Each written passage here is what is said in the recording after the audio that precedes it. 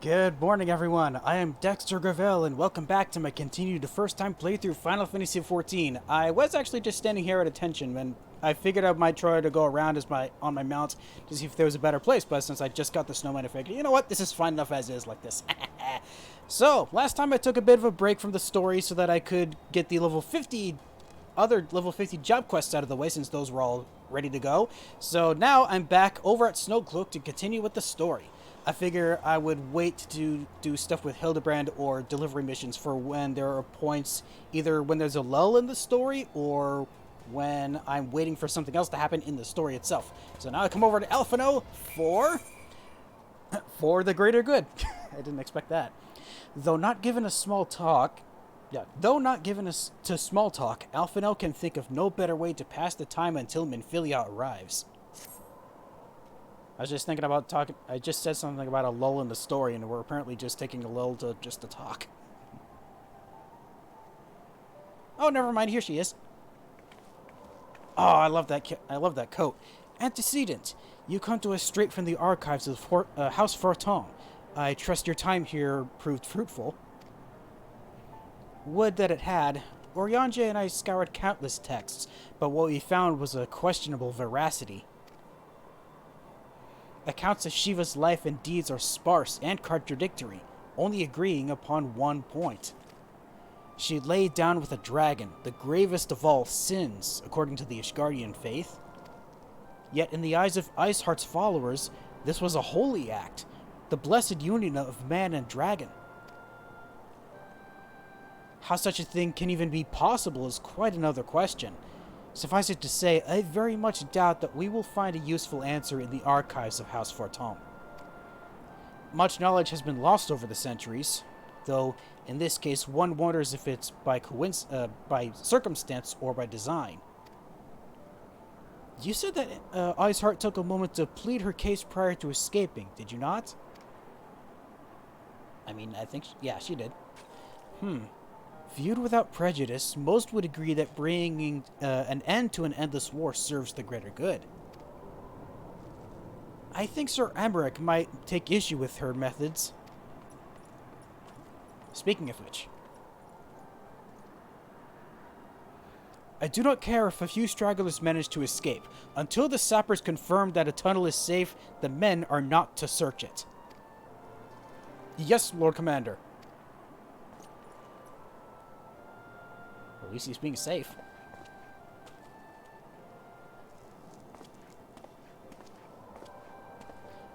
You pursue your foes with less zeal than I had expected, Sir Emmerich. Lest you'll misunderstand, I do not deny that our enemy has given us good reason to be prudent. I merely meant, you being a man of faith, that I had expected a certain single-mindedness. After all, was it not by the will of Halone that your ancestors came to this land? Why they took up arms against the Dravanians? What would they have done in your position, I wonder? There were those who believed that faith is a renunciation of free will, that unquestioning devotion is required of all who would live a life in service to the Fury. Such righteous fervor may well serve a knight on the front line, less so a leader of men. We are all at liberty to interpret the scriptures as we will. I chose to believe that the Fury would value the lives of her followers over the deaths of her enemies. But I would not presume to speak for the Knights of Eld. 'Twas a different time, nay, a different era, and scripture tells us only so much. Would that it told us more. Oh, hello, you're back. Oh, new person.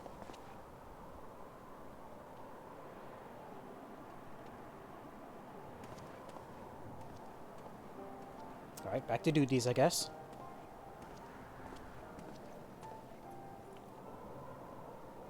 That man is awfully pragmatic for a servant of the Holy See.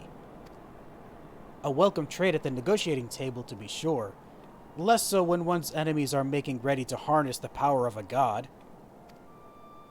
Mayhap he does not truly believe that Iceheart's plan can succeed. Truth be told, I too remain somewhat skeptical. Shiva was real, a living, breathing woman, Of that there can be no doubt. In this respect, she differs from every other figure to have been summoned, each of whom was worshipped as gods. As a god. The sole exception being Good King Mughal XII, the myth made manifest in response to the fervent supplications of the Mughals' guard. Saint Shiva may differ, but what of the heretics? They are a tribe of outcasts at war with a mighty nation who yearn for the resurrection of one who embodies their beliefs. If that's not placing one's faith in a higher power, then what is? Crystals and conviction, Minfilia, they have them both in abundance. Ah, hello. What do you have to report? I guess we don't get to hear that. Can that truly be all that is required?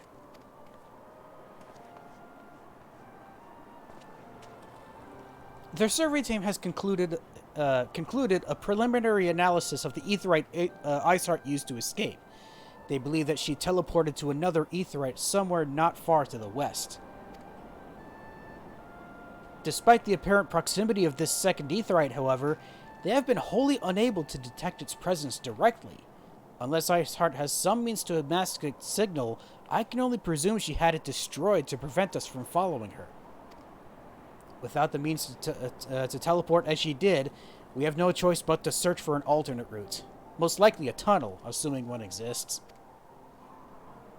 Let us not give up on teleportation just yet. One of our colleagues in Garlean may be able to assist us. I pray that you're right. I dare do not think how long it would take us to survey the entire tunnel system.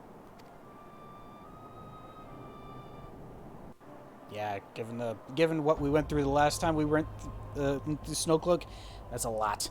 While Minfidia looks into our Aetheryte problem, I would like to request your assistance with another matter. Oh, yes, what's that?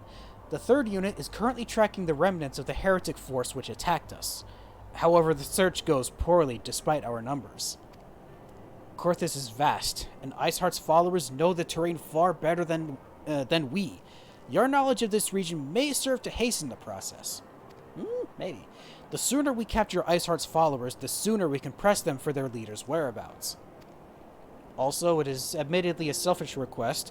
I feel that my braves would benefit immensely from working alongside you.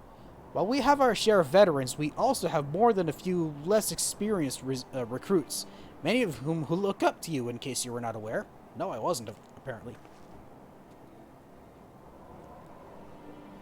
Alright, I will help them. Good, I knew you would understand. Yu Hase can apprise you of the details. When the task is complete, come and find me at the observatorium. Captain Ilbert and I are meeting there to discuss the latest developments in this investigation. The Temple of Night shall hold Snowcloak in our absence. Let us leave them to their work. Ours is more pressing. Alrighty then. We shall do just that. Quest accepted. First one of the evening. So we gotta go talk to Yu Hase to see what we need to do to be able to help. I can't even talk properly. There you are, Dexter. Commander Levieur instructed me to wait for you. Your assistance is most welcome, believe me.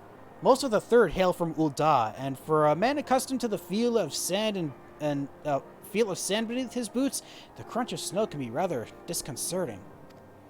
But to the matter at hand. Nary a moment ago, I received word that the heretics the heretics we seek have been spotted making for Danifan Pass. My braves are already in pursuit, and should be grateful if you would join them. I myself shall be taking part in the hunt. Never let it be said that I do not earn my coin. Neither will I. Alright, Danifan Pass. That's not too far, is it? That's... oh. Pretty close. Yeah, Danifan Pass was over to the south of that part. Okay.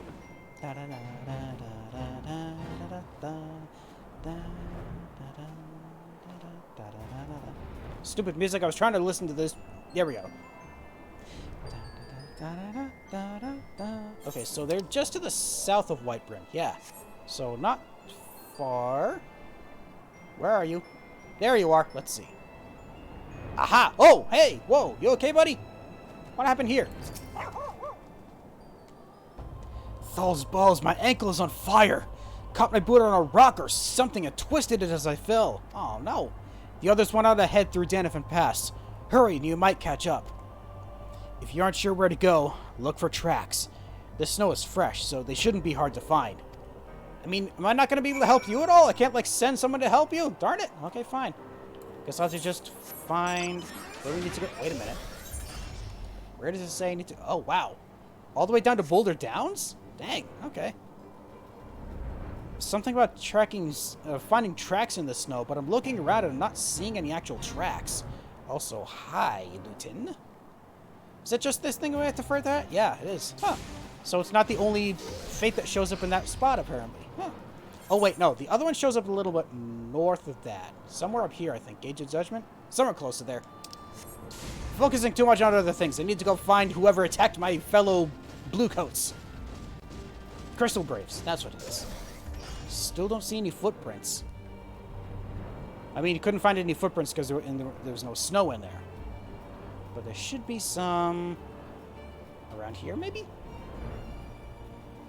Oh, I guess I just need to be able to search for footprints around here, it looks like. Let's see. Aha!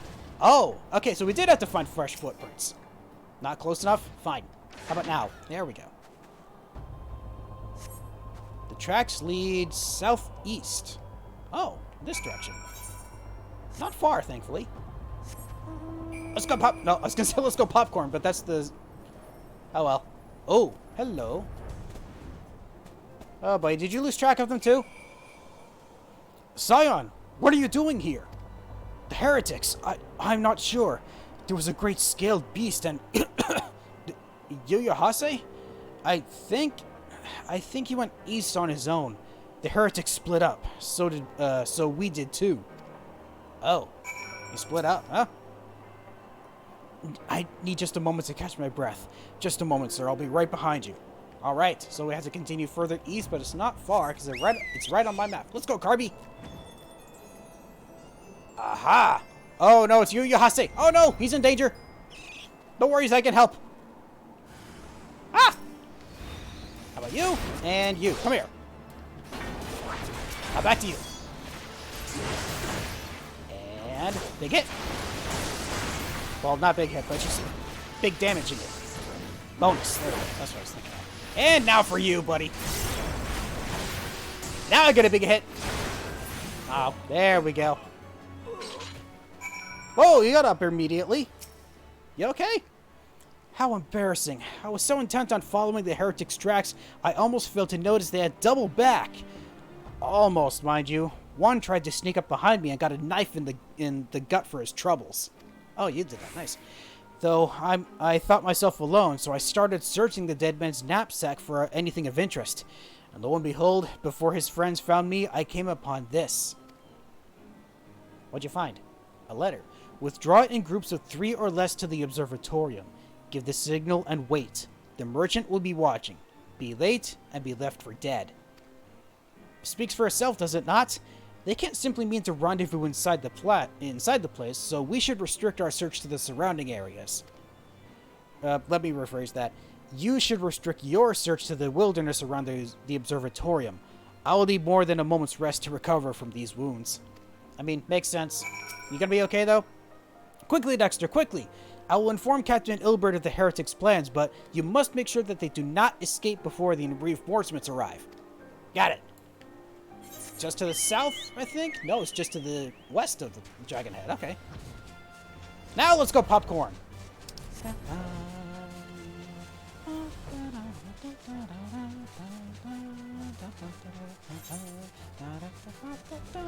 Beyond this big rock formation.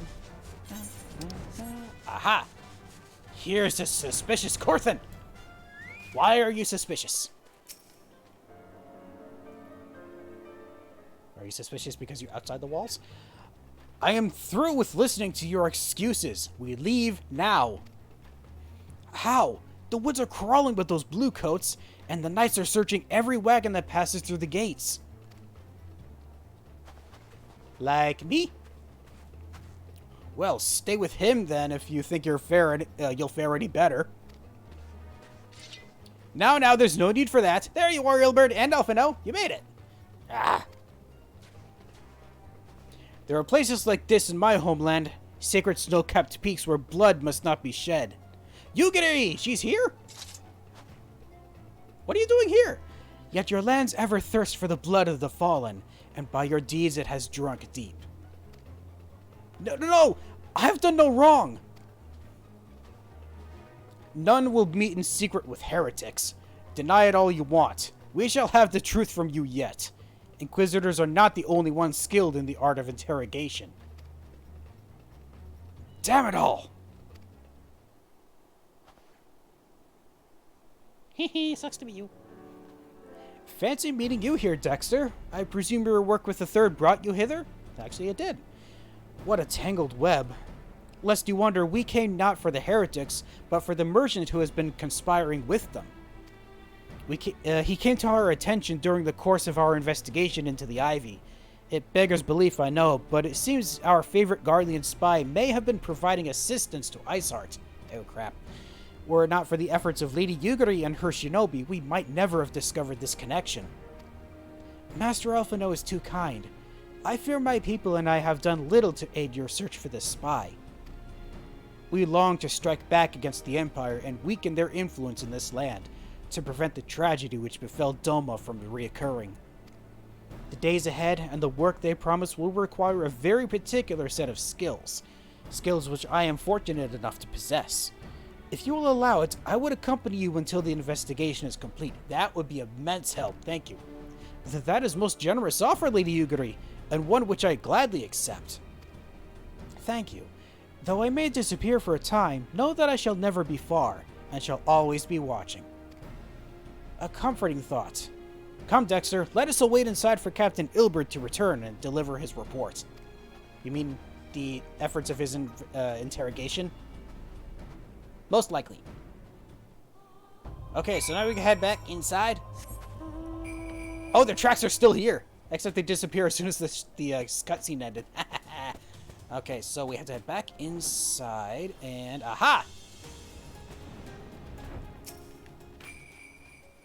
Captain Ilbert seems confident that the merchant's resolve would swiftly crumble when pressed. If so, we should have new information ere long. As to whether it will bring us closer to learning the Ivy's identity, I would rather say not. Given our adversary's cunning, I shall consider us fortunate if we're prepared, if we spared another wild dodo chase.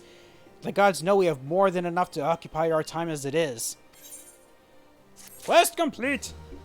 It wasn't enough to get me to level. I'm very close. Less than 10,000 to the next level. Nice.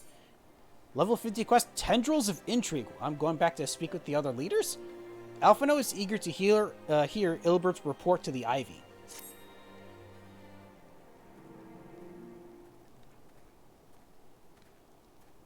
Alright, Ilbert, what did you glean from our quote-unquote guest? Captain Ilbert, your report, if you will? Aye, Commander. Firstly, with regard to the heretic we captured, I regret to say the man could tell us naught that we did not already know of Shiva. Dang it. We have since handed him over to the Ishgardian authorities. Henceforth, the Holy See will pursue the matter independently. Our inquiries concerning the Ivy, however, have proven more fruitful. We have ascertained the channel by which the heretics acquired their information on the shipment routes. That's good. Go on. You will recall the flame we first identified as being in the Ivy's employ. From him, we were able to trace a trail of conspirators, each taking us closer to his master. Alas, the trail came to an abrupt end. Fearing that the investigation had been compromised, we took the necessary step to detaining all suspected of conspiracy. Everyone? There were 5 on our list, including a flame stationed at Revenant's Toll. Oh shoot, all the way back at Revenant's Toll? The man's primary duty was to keep an inventory of donations from abroad, the particulars of which we would share with benefactors, thereby ensuring that needs did not go unfulfilled. By virtue of his role, he was privy to the details of all shipments bound for the settlement. Needless to say, that included most originating from House Forton. He knew the precise route the caravan would take, and he sold that information to a merchant. I think I can guess which one. None other. With a little encouragement, he soon confessed to knowingly aiding and abetting the heretics. Well, that is one mystery solved at least. But what of the Ivy? Are we any closer to prizing off his mask? I dare say we are, Commander. Our relentless pursuit has forced him to commit a grave error.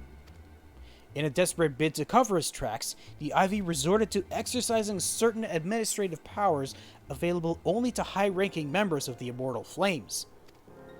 If you consider then that our investigation is known to barely a handful of them, the field of suspects is greatly narrowed. You mean to say that the agent is among Robon's innermost circle? Someone who's been with him since the Immortal Flames establishment? Oh, that's not good. 'Tis the most plausible explanation. The infiltration likely occurred during the company's founding, with the groundwork for the act being laid beforehand. All that time ago? Damn! To slip into a position of authority unremarked and remain above suspicion all these years. I too was surprised, though I really should not have been. Of the three Grand companies, Ul'dah's was ever the more vulnerable to infiltration. Both Limsa and Gridania had long-standing armed forces that lent themselves well to the formation of the Maelstrom and the Order of the Twin Adder. To all intents and purposes, it was the same people, loyal ones, mind, under the same leadership. Only the banner was different. Not so with the Flames. Ul'dah's military was made up of disparate orders, most of which were glorified mercenary companies that answered only to their own paymasters. Hardly an ideal environment to which to establish something as high-minded as a grand company. The difficulties Robon faced when founding the Immortal Flames were well known. Even after he had convinced his fellow syndicate members to share the cost, there remained the small matter of finding enough bodies to fill the ranks. Indeed, and given the pressing nature of the Imperial threat, that meant recruiting every passing sellsword. Amidst the chaos of its founding, it would have been child's play to infiltrate the company. A good deal easier than now, aye. The Immortal Flames have ever been caught between conflicting interests, the public and the private. Though the monetarists ultimately agreed to support the organization's founding, 'twas not out of charity that they did so, but simple self-preservation. Figures.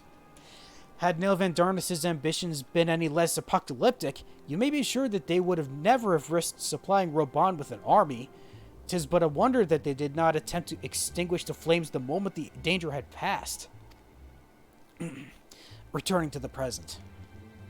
Even as we speak, our Dominant allies are shadowing several high-ranking flames, and one of them could be the Ivy. Desiring to deal a blow against the Empire, the refugees were eager to lend us their aid. I expect to hear from them ere long.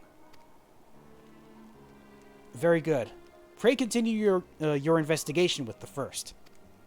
Meanwhile, have the second attend to the unrest. The third can join the fourth in inspecting crystal shipments. If they notice anything unusual, I want to know about it. If Shiva is summoned in like manner to the other primals, the heretics will be looking for further supplies. Understood, Commander. I shall send word to Ser Emmerich informing him of our success in identifying the heretics' abettors. Hopefully the information will be of some use to the Ishgardians. Let's hope so. It is time, Commander. Yes, I'm aware. An emergency council of the Alliance leadership has been called. There have been developments in Garlemald, it would seem. As commander of the Crystal Braves, my presence has been requested. I would have you accompany me, Dexter. As the realm's stoutest champion, hey, 'tis only meet that you present for the discussion. Okay, that sounded weird when I read that out. And to the antecedent has already given her consent, lest you worry. Thanks, Minfilia. Okay, second quest. And we have to go where for this meeting? Okay, I just have to speak with Alcona first. But first, upon the honor of the Crystal Braves, I swear that I shall not rest until the Ivy is unmasked and in chains. Good on you, Ilbert.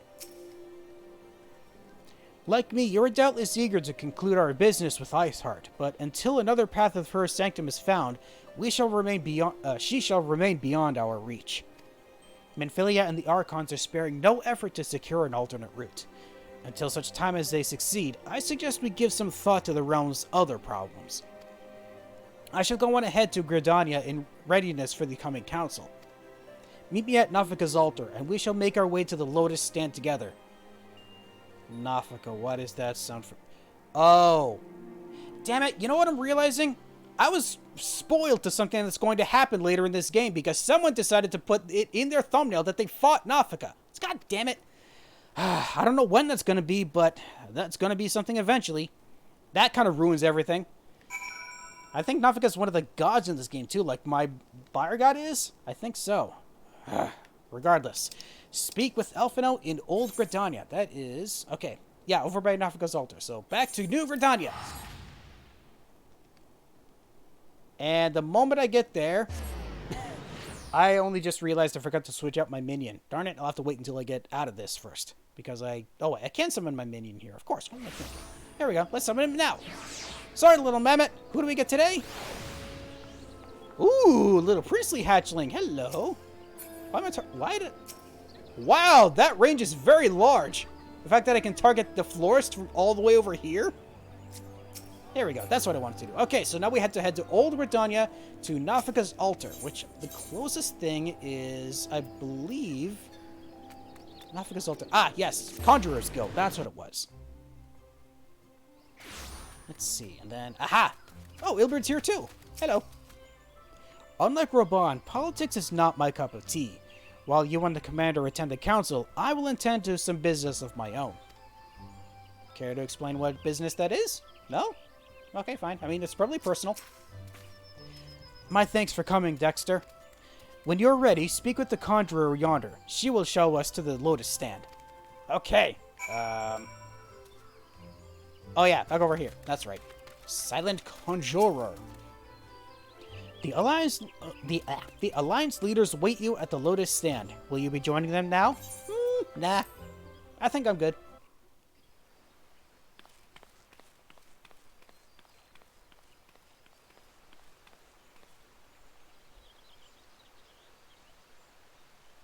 Change has come to the Garlean Empire, and we must discuss the implications. What change? I'd heard that there... The rumors are true, then? The War of Succession is ended? oh, yeah, because the previous leader died, right? It is. A new emperor reigns in Garlemald. Who? Is this someone we know? I don't think so. We shouldn't know many people from there. The birth and all too rapid expansion of the Garlean Empire is commonly attributed to the strategic brilliance of Solus Zosgalvis, yet he did not rule alone. Several members of the royal household also distinguished themselves during his reign. Solus. That sounds familiar too. Nevertheless, it was the eldest son who stood to inherit the throne, until his most untimely passing. Unless Solus was the original one that died. I don't remember. I'm misremembering my lore a lot. Wait. I thought us fortunate when I learned that the Emperor had died without naming a successor. Because I don't recognize this guy.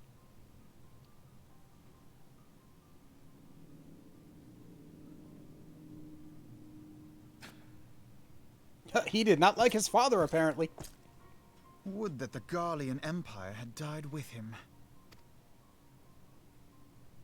Then we wouldn't have a common enemy now, would we?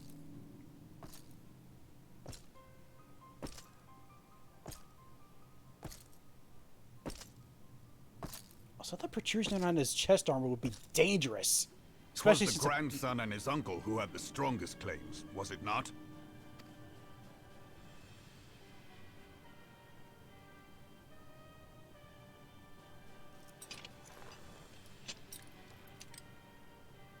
Indeed, yet claims count for little without the power to assert them. High Legatus Varus Ye Galvus is a respected military leader. Not so his uncle.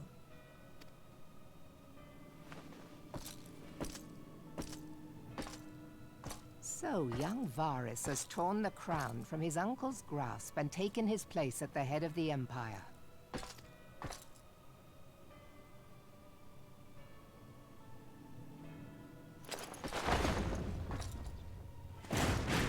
Hail Hydra!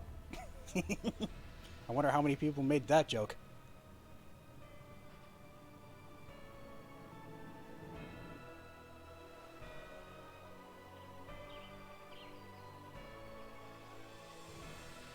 Given the troubled nature of his succession, the new emperor will require time to seal his grip on power. Yet have no doubt but that he shall, for there are none left with strength enough to oppose him. Since the success of Operation Archon, the remnants of the 14th Legion and the forces occupying Alamigo have done naught but fortify their positions. But you can be sure they'll be ready to march on us again, if their Emperor gives the word.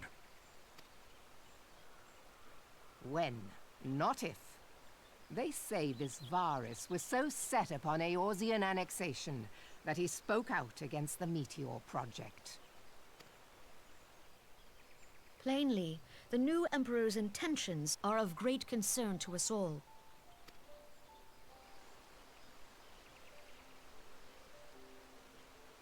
I propose that we set aside the Cartano dispute for the present, and discuss what measures the Alliance might take to prepare for a resumption of hostilities with Garlemald. Moreover, I move that we re-examine the question of how our former allies in Ishgard might be persuaded to retake their place at our side. Could Eorzea but stand as one, 'twould deal a grave blow to our enemies' ambitions. Exactly, that's something we've been trying to do, right? We're just going to redouble our efforts.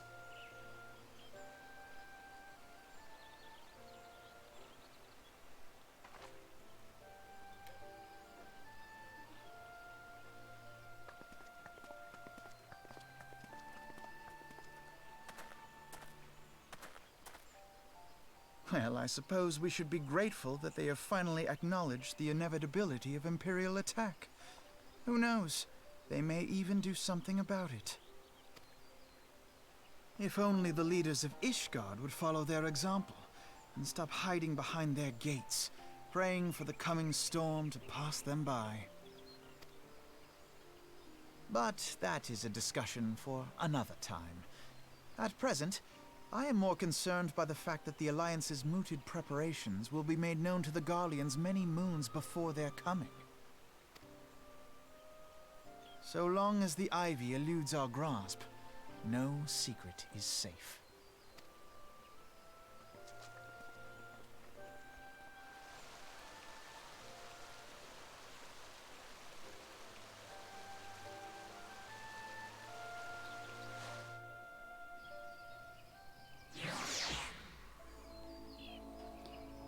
Okay, so redoubling the efforts to get back at them, we're going to be going back to Korthus, I take it, right?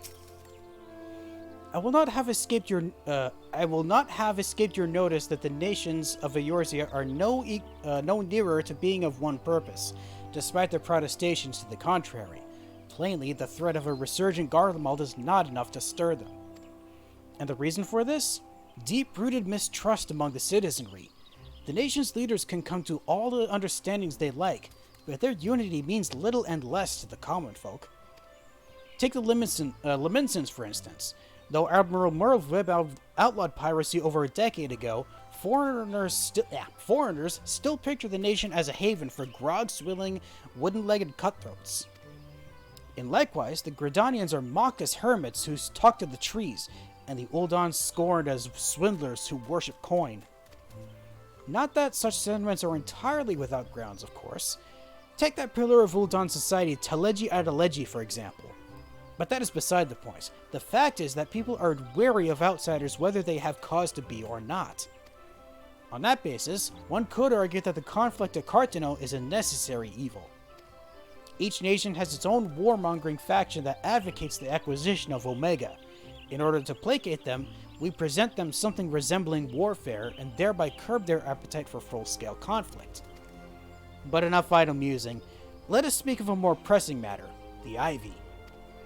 Since we spoke at the observatorium, Captain Ul'dah has further shortened his list of suspects, and by happy coincidence, the one he deems the most likely candidate is likely come to Gridania. The hunt nears its end, Dexter. All that remains is to corner our quarry. Seek out Ul'dah near the Adder's Nest. He'll give you the particulars. Should there be any developments in Corthus, you may be sure that I will send word without delay. In the meantime, I wish you success in apprehending the Ivy. Thank you, Alphino.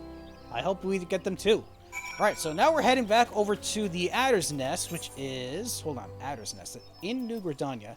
That is... Aha! Yeah, over by the I'm having a hard time thinking. It was the Twin Adders main place. Yeah? Wait. This way. Here we go. Oh, no, but it was pretty close. I mean, technically it is. It's just in front of it. Hello, Willibird. What are you just standing here in the rain for? My thanks for coming, Scion. Doubtless the commander has informed you, but we have unmasked the Ivy. You did? From this point on, we must proceed with extreme caution. Whoa. Options for stuff. Noctilorica. Okay, so this is all body armor, but I'm not going to be using any of them, actually. I don't think. Lancer Dragoon, definitely don't need that. That's for... Oh, that's actually better than what I currently have for my Paladin, so I'll take the Noctilorica, I think. Because I actually have some better stuff for the Rogues and for Rogue and Ninja, so I will take the Noctilorica. Thank you. Quest complete. Now, let's see what else we can do to chase this actually chase this guy. Chasing Ivy. I was going to say something else entirely, wasn't it? I was going to say just capture him, not chase. Ul'dah is convinced that he has discovered the Ivy's identity and is prepared to move against the Garlean spy. You're only convinced that it's them. I'm somehow assuming it's not actually going to be them. Let's see if it here is actually true.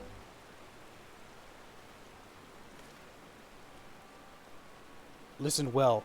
The spy we have been seeing all this time is none other than Flame Marshal Elaine Royale. Really? Rabon's second in command? Holy crap. Oh, prior to joining the Immortal Flames, she was a mercenary of no small renown. They say her skill with a polearm had to have been seen to be believed. Of Ishgardian birth, she is the highest ranked foreigner in the Immortal Flames, barring the Flame General himself, of course. When he formed the Grand Company, Rabon chose people based on their worth. Whence they hailed was of no interest. The Monetarists saw things differently, however. Having funded the enterprise, they reserved the right to reject candidates nominated for high-ranking positions. And 'twas no secret that they did not favor foreigners, Ishgardians especially, after the way the Holy See forsook the Alliance. Yet the Monetarists did not raise so much as a murmur of protest when Royale? I think that's Royale, was appointed to her post. Passing strange, is it not? Could be that the Ivy has come over to the Monetarists? Some hold over the Monetarists. Oh, she almost saw us. That was close. Then again, I was probably short enough that she wouldn't have been able to see me anyway. But these revelations are secondary to our current mission. Of foremost interest to us is Royale's... I want to say Royals. It was in Royale or something. Royale's presence here now. As you may be aware, it is the duty of the Flame Marshal to command the Immortal Flames in the absence of the Flame General. While Rabon attended to the Council of Alliance Leaders, she should have remained in the Hall of Flames. Oh... She was there. I did see her there earlier. I didn't even notice. Or I guess I did. It just didn't dawn on me that she was there. The woman has no business being here in Gridania, yet here she is nonetheless. In some pretense. She's up to something, mark my words. Even as we speak, I may have a dozen men trawling the Flames' records for evidence of Royale's guilt. But if we can catch her red-handed, we shall have all the proof we need. Which brings me to the plan. I have people watching the city gates, the airship landing, and the docks. Every point of egress. She cannot leave without our knowledge. All that remains is to shadow her until she betrays her true purpose. Can I rely upon your eyes, Scion? I can certainly try. You may have my thanks. Let us go then, and take care not to alert our quarry. Okay. Given how there's so many people in here, we shouldn't have too much of a problem.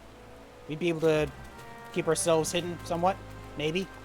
So we need to go find her at... Oh, she's actually right over by the Aetheryte. No, Ilbert is. So where is she? I don't see her anywhere in this crowd. I also don't really see her... Oh! Oh, there she is. I see her over there. Whoops. Okay, stay away from that. Royal is heading in the direction of the Blue Badger Gate. With me, Scion.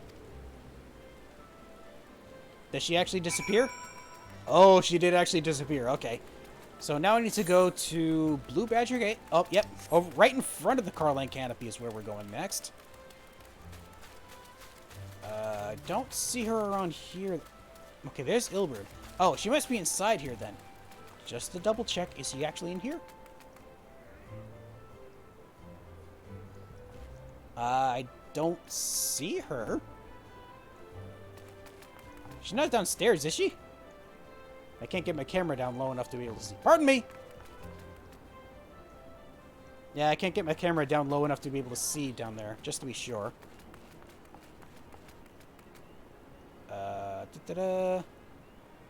No?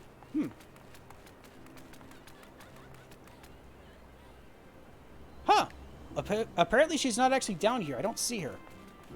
Okay, so I might have just been looking in the exact wrong place for her. Sorry!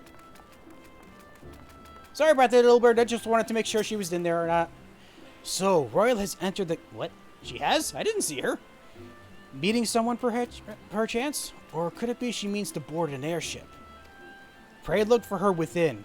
If she's not on the upper floor, try the landing area below. One of mine is stationed there, and she may have seen something. Ephemy is her name. I shall remain here in case Royally appears.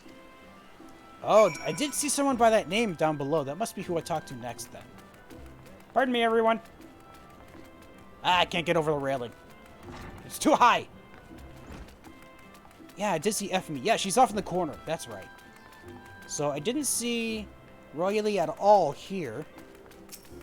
How about you? Dexter Gravel, such an unexpected pleasure. What brings you here? A social visit, you say? How pleasant. No, she didn't come this way. I've noted every passenger and none bore any resemblance. Well, don't let me keep you. Well, thank you for the help at least. Still no sign of your friend, I'm afraid. And I do mean that. I do hope you find him. Oh, thank you for keeping a low profile at least. That's good to know. Okay, so she was not down here. She must have gone through the front gate then. We must have just missed her.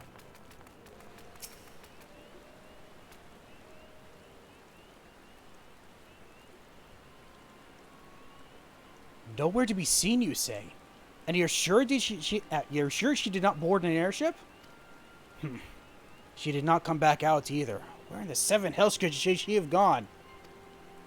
The Roost? The Roost! How could I forget? Hello? Greetings, good sir. Might I interest you in some Montoy tonic?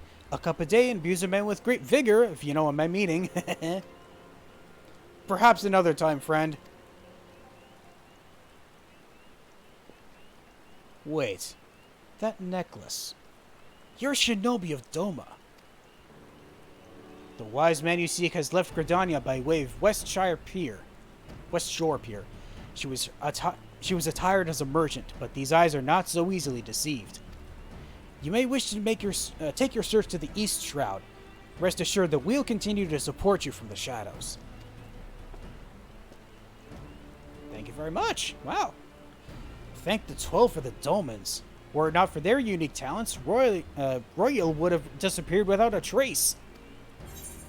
Ooh, okay. So, Royal Tabard is for bards. I think I have something better than that? Or maybe I can. Ooh, Daystar Robe. What is... Ooh, Evanstar. What does that look like? Whoa! Dude! I mean, I'm probably not actually going to be wearing it because I'm preferring to stick with the Lalafil attire. That looks awesome, though.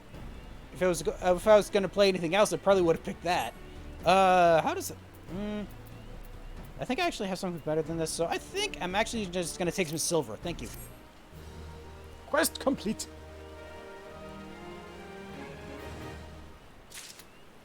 Oh, so close. I need, like, 6,000 more for the next level. I only get 2,000 for this one, though. In Flagrant Delicto? Flagrante Delicto. Ilbert is eager to resume the pursuit of Elaine Royal. Our hunt leads us to the East Shroud, Scion.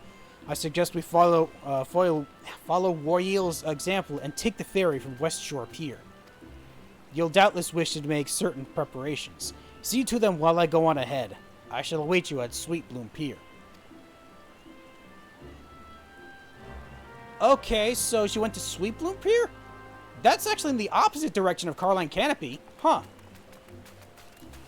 So Garlean Canopy I know is off in this direction instead. Wonder how we ended up missing her from going this direction. That's weird. Huh. Well, regardless... Wait, hold on. I actually get there quicker if I use the Aetheryte over to the Lancers Guild.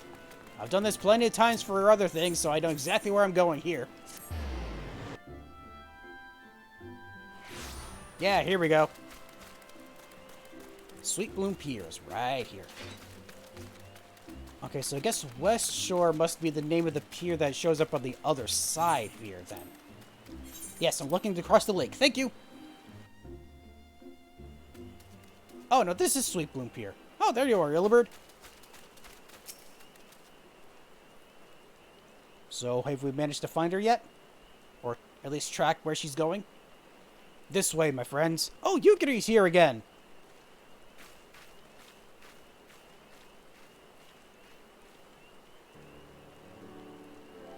Your quarry makes for the Hawthorne Hut. If Royally is truly the one you seek, we can expect that she means to make contact with her Garlean masters there. An explanation is in order. You are no doubt aware that the Garleans have their own method of communicating over great distances. Well, our ingenious friends at Garland Ironworks have provided us with devices which disrupt these communications, and we've installed them around the city-states. In so doing, we've made it difficult for Imperial agents to correspond with their masters. Nice. Royal would thus have no choice but to rendezvous with her Imperial contact directly. Yet, as a well-known face in the Immortal Flames, she cannot move about Thanalan without being recognized. It would only be a matter of time before someone saw through her disguise. 'Tis for this reason I believe that she had chosen the Black Shroud for her clandestine meeting. The Elysian are a common sight here, and her comings and goings are not like to turn any heads. Ooh, smart. As my scouts tell it, the Garleans have sent agents with a mind to destroy the devices and render such direct contact unnecessary. Fortunately, our shinobi have thus far been successful in rebuffing their efforts. This is it. We need only make for Hawthorne Hut and catch Royal in the act.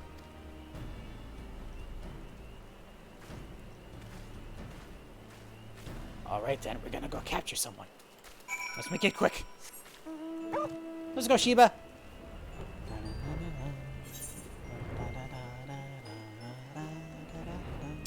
How far do I have to go? Okay, so it's just outside. Okay, just at the base of the Juststone Spire area. Yeah. Right about here. Aha!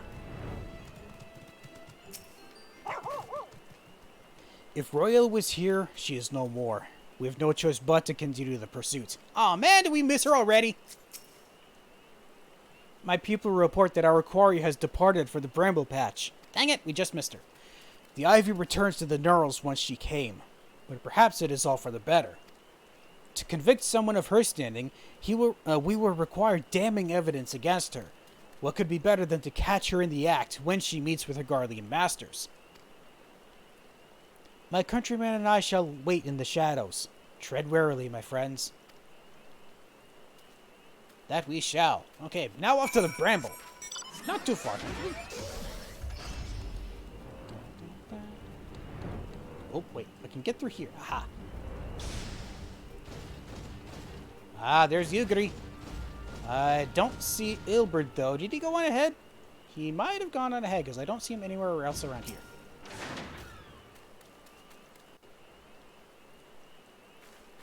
Oh, he was apparently right with me the whole time, somehow. Just beyond, Royal is in conversation with an individual clad in the manner of an adventurer. An Imperial intermediary, no doubt. This is it. With me. Okay, let's do this. Let's go catch us a spy. Almost said a thief. Wrong thing.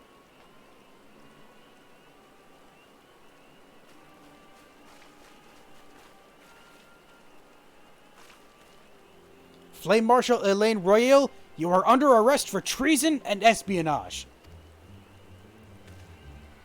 You were followed, you bloody fool!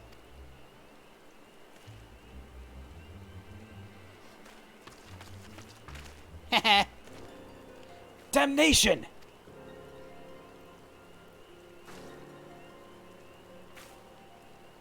Are you gonna try and run too? Oh, who is... Oh. Aha, more shinobi.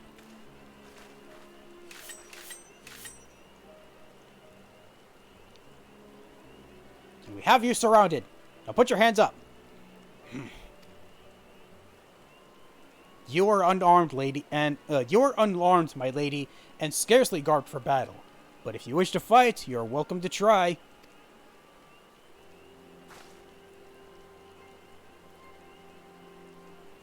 What is the meaning of this, Captain? Would your arrest be for strolling in the Twelves Wood? When I last looked, there was no crime, and neither was conversing with passing strangers. You would feign ignorance, then? Very well. If you do not think of something to say, there will be plenty of time to say it later. Now come quietly, or I shall make you wish you had.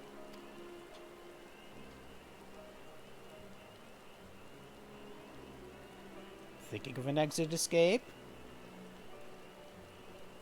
I guess not. I will offer you no struggle. After all, I have naught to hide.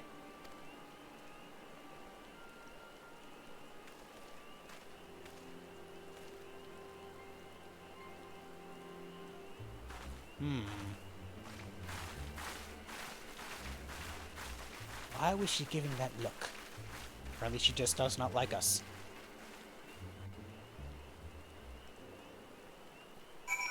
Alright, we've spoken with Yugiri, and where do we go now? Speak with Yugiri again, who apparently didn't go with them, somehow. Even a warrior of Royalty's renown could not have hoped to escape my force. Despite her claims, her surrender does not bespeak innocence, but an awareness that her position is untenable.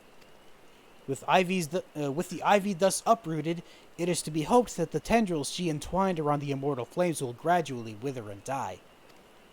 Mayhap then the people of Ul'dah will have the grand company they deserve. But let us speak to the present. If I may ask, what will you do now, Dexter?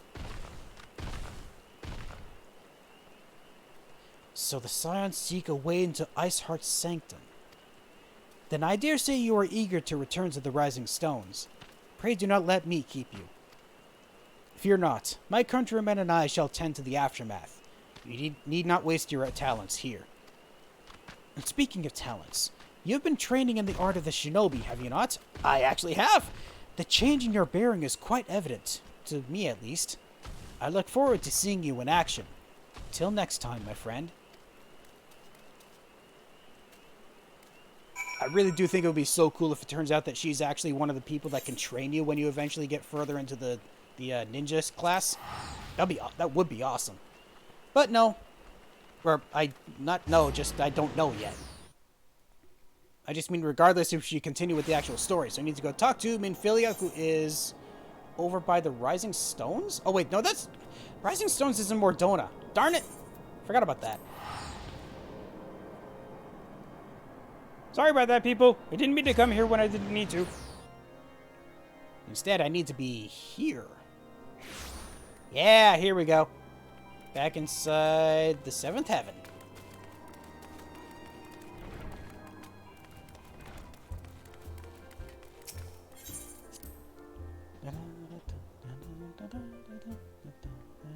Okay, and past everybody? Actually, what have you all been up to? You disappeared the last time. Yes, but Higuru, you're missing the point.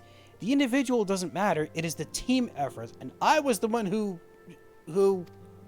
what? What happened? A rousing tale of a comrade's valor. Truly we are fortunate to count Lady Yugiri a friend. Thancred's tales of Lady Yugiri almost beggar belief. My heart is still fair fit to burst from admiration. Oh, he was talking about Yugiri? Really? You're missing the point, the individuals. Oh, it must have been talking about the time that we teamed up to go face off against the Sahagan. That might have been what he was talking about. Bunch of people back here. I'll talk to you guys later. Talk to everyone out here first. She cannot seriously be considering it. Life as a street performer should be one's last resort, not their first. Oh, you're practicing juggling? Steady, steady. Not bad, huh? With a little more practice, I could earn a fortune at the Ruby Road Exchange. Maybe. Tataru has grown beyond childish fantasies of becoming a songstress. Now she aspires to be a legendary street performer. I mean, that could be considered childish in its own right, but I support it still. Yeah, totally. Now I can talk to these guys. Oh, Ida was over here too. What are you two doing? It's a battle of wills, a struggle for supremacy. Our fighting styles may differ, but this unyielding spirit is the same in warriors the world over. I must admit, this exercise of yours never fails to amuse me. While its movement appears comical, it does seem to be having the desired effect. The Zack Fair effect, huh? Strength, Hori! In your honor as a scion, I forbid you to surrender! I cannot go on much longer. I could do this all day! Allday! Nice. That's so cool. I wish I could join you, but I don't have that emote. Darn it. Well, now I actually have to go do what I need to do. And that is to tuck to Minfilia. Is Alphino in here still? Or as well? He is not. So it's just you again. Welcome back, Dexter. I understand that Alphino had a task for you. May I ask what it was? Well, he wanted me to go capture someone. Charges of treason and espionage against Elaine Royale. I can scarce believe it. Could there have been some other manner of misunderstanding? No, it avails us not to dwell on it. Whatever the truth may be, we must trust to the authorities to uncover it. Let us speak of another matter. I'm pleased to report that we have made progress in our efforts to find a way into Iceheart's sanctum. Nice. Oh, except it just ends there. So I just talked to you for the next part, which is a simple plan. Minfilia has never been one to hesitate when it comes to asking others for aid. As you may recall, Iceheart used the aetheryte in the depths of Snowcloak to teleport a short distance to the west, most likely to a sanctuary of some description. It is there that we suspect she means to summon Shiva using the crystals she stole from the House Fortom caravan. The heretics believe that they are bringing about the second coming of their patron saint. But if, as we suspect, they mean to hold a summoning ritual of the kind employed by the beast tribes, it seems likely that the result will be something more akin to a primal. Suffice it to say, they must be stopped, and stop them we shall. But first, we must surmount the obstacle that Iceheart has placed in our path. Ordinarily, it would be a simple matter to tap into the established aetheryte and thereby follow our quarry. However, despite our best efforts, we have been unable to ascertain the position of the aetheryte to which she teleported. Dang it! Our prevailing theory is that she destroyed the second aetheryte upon arrival. A reckless, desperate measure, but also an effective one. After discussing the matter at length with Urianger, we have concluded that we lack the expertise to develop a solution. Oh, come on. Which is why we have called upon the aid of one who does possess such expertise. A colleague of ours who is currently en route to Revenant's Toll from Garlean. She should be arriving within the hour, in fact. Since you're here, mayhap you could welcome her we could welcome her together. I'm certain she would appreciate the gesture. Let us make our way to the northern gates and await her coming. Nice, we get to meet a new person? Alright, wait for the carriage outside Revenant's Toll. I can't do that. Ow, that was my neck. I'm not sure if you heard that on the mic, but man, that hurt. Alright, back outside. Still talking the same stories? Oh, news stories. The arrival of a newcomer has ever been cause for celebration. Doubly so when she's an attractive young lady. Of course you would think that. A bard could wish for no better audience. Mayhap I shall regale her with the tale of our battle against Leviathan's thralls, now that how I soared over my opponent's axe and brought him low with my blades. You say you're a bard, except you weren't actually a bard, you were more like a rogue. Okay, same stuff as... Wait, you said the same stuff. You say the same thing? Yeah. Huh. Do you guys say anything different? Because so far it's just been Thancred. It is. Huh. Oh, I can't wait until she gets here. We have so much to talk about. You have something actually different, huh?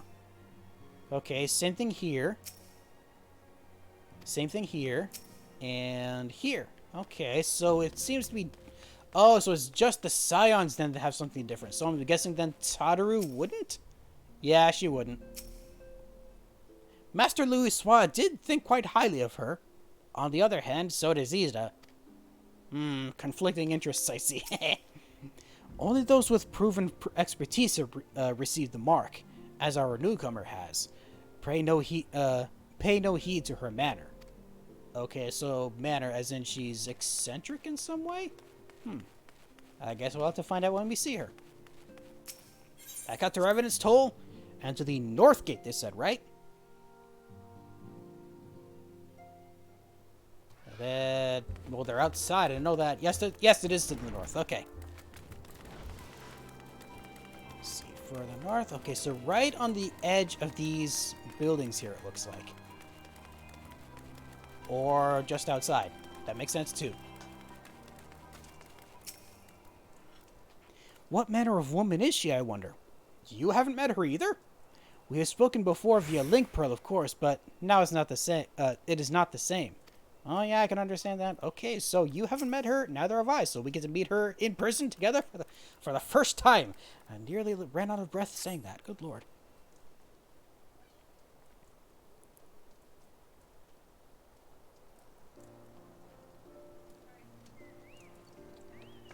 Sounds like it's here.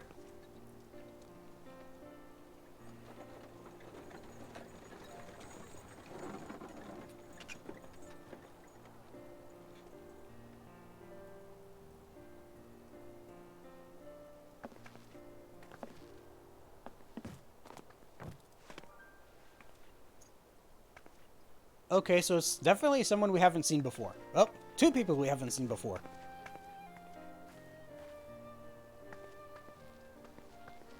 Minfilia, am I right? Oh, I wasn't expecting voice acting. Oh, jeez. None other. I bid you welcome to Revenant's Toll, and thank you for traveling so far on such short notice. As if I could ever say no to Urianger. Moonbreeder is an accomplished Garlean scholar, and an authority on aetherite technologies. Moonbreeder? She has played an invaluable role in our search for a means to capture Ascian souls. Charmed, I'm sure.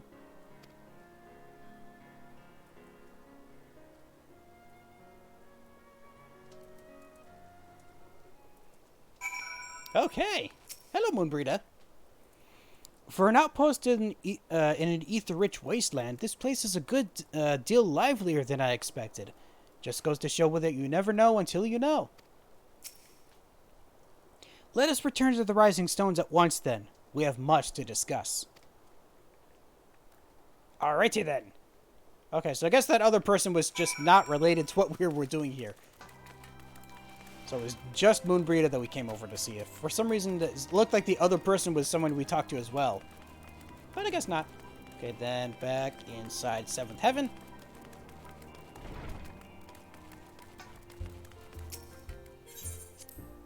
Now, I'm assuming everyone here is going to have new dialogue just because we have a new person here. So let's go talk to people first.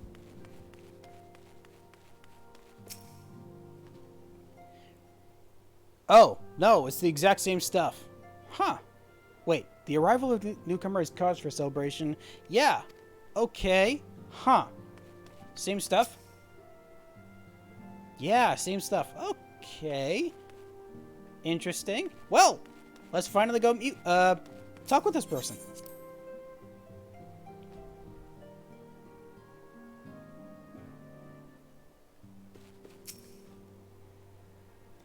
Is that Tupsamadi on the back wall there? I'm amazed you managed to find all the pieces after, well, you know. Oh, the staff was named Tupsamadi? Huh. Didn't realize I had a name. It looked like some of the other staffs I've seen before. I just didn't realize it was that important enough. I feel like it should be. That just makes more sense if that was the case. I can't think anymore. Help me. Ah, now everyone's gathering around.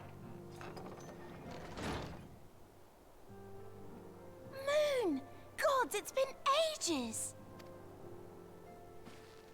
Oh, longer, sister. Sister? What? I'm assuming it's like in the, Joyous reunion indeed. Well, of course it is. Moon and I are like twin sisters. Okay, like, as in not actual. That's what I was assuming. Save in appearance and aptitude. Hey.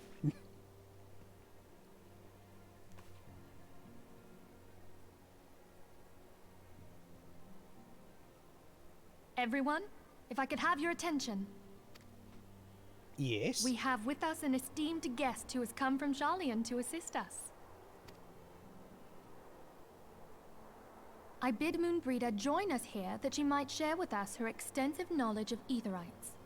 Also, as many of you are already aware, she has been overseeing our research into white auracite, a sample of which she has been good enough to bring with her.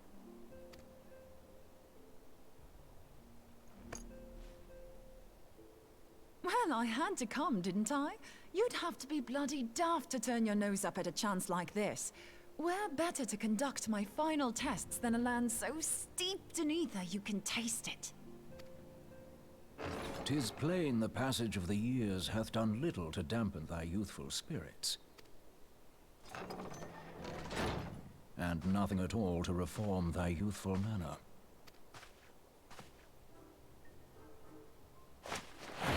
Oh, okay.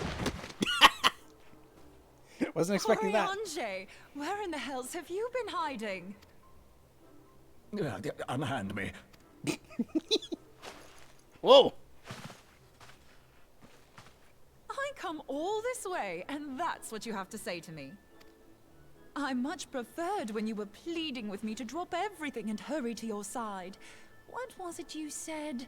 None save thee can satisfy this need. Oh. Go on.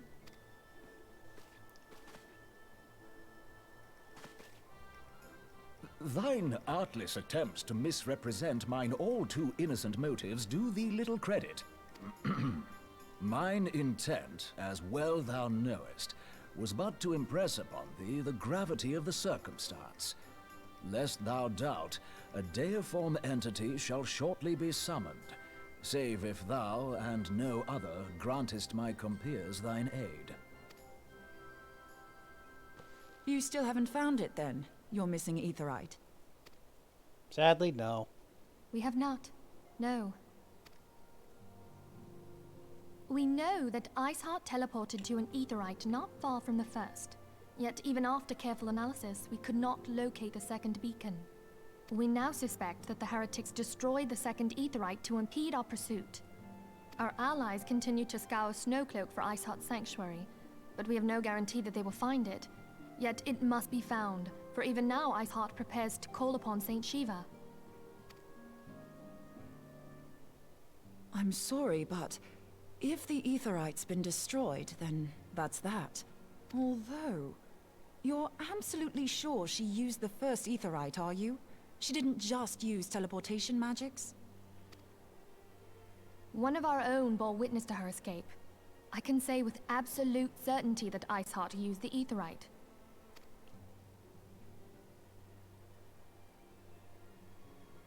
I can attest because I was there. In that case, there might be a way, so long as the ethereal current is still flowing. Truly? How? We use the current to recreate the beacon. How? I should ask that As too. you know, Aetherites are a bit like lighthouses. We use them to reconstitute our physical forms when crossing the ethereal sea. Without them, we'd lose all sense of direction and our essence would dissipate. Oh, is there an actual risk involved in that? I wasn't aware of that. However, we don't rely solely on these beacons. There are currents of ether which flow between them, currents which help guide us to our destination. Now, these currents will gradually dwindle away to nothing if an Aetherite is destroyed. But if even a sluggish flow remains, we could theoretically use it to direct a surge of concentrated ether towards the void left by the beacon, and thereby fill it up again. Okay, makes sense, I think. Like opening the floodgates to fill a dry riverbed. Though, correct me if I'm wrong, but would we not need a veritable reservoir of ether? In concert, we might manage to channel a sufficient volume, yet that is not my chief concern. To direct the flow of so great a volume of ether with the requisite precision would be a nigh impossible task in itself. I barely succeeded in facilitating travel to an unattuned beacon. That which you describe sounds considerably more difficult.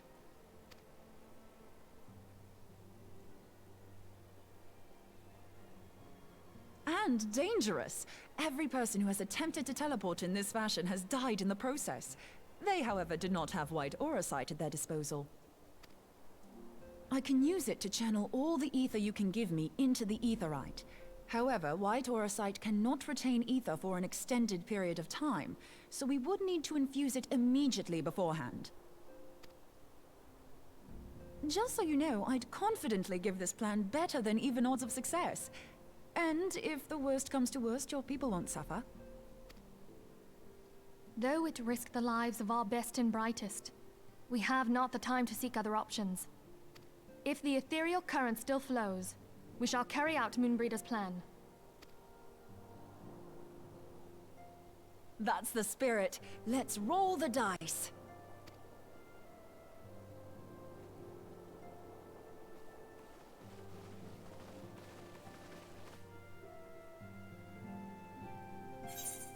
Okay, but question. We're supposed to be doing it at the Aetherite that she used. That was inside Snowcloak. Wouldn't we have to go back inside Snowcloak to do that? Or is it just going to be a thing where I just go back over to the cliff face and then just go from there in a cutscene? That might be what happens. The instrument of our deliverance.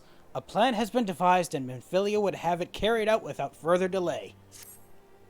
I've already informed Alphino of our plan to recreate the beacon in the manner Moonbreeder described. He agreed that despite the inherent danger, it presents our only hope of success. He also said that he wished to meet with you at Snowcloak before proceeding. I expect you'll find him waiting for you there when you arrive. I want you to know that I appreciate everything you do. Everything you have done on our behalf, Dexter, and that I have faith you will return to us, as you always have. Thank you, Miss. I must say thank you, Captain. You're not a captain. Moonbreeder is a brilliant and dedicated scholar. I would not have endorsed her plan were it not so. That's really all you have to say? That's it? Okay, sure. Thank you. At least know that she's an expert, at least. So, do other people out here have anything new to say, or have they also disappeared?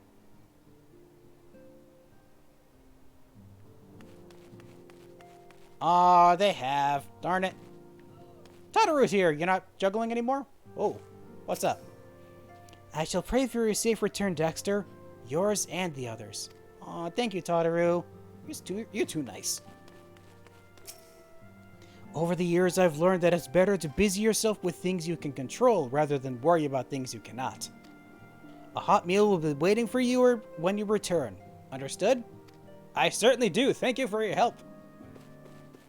Let's talk to them last. Let's go back and talk to these guys next. Quite right, Hori. Yet I fear we two alone could not resist a full-scale assault.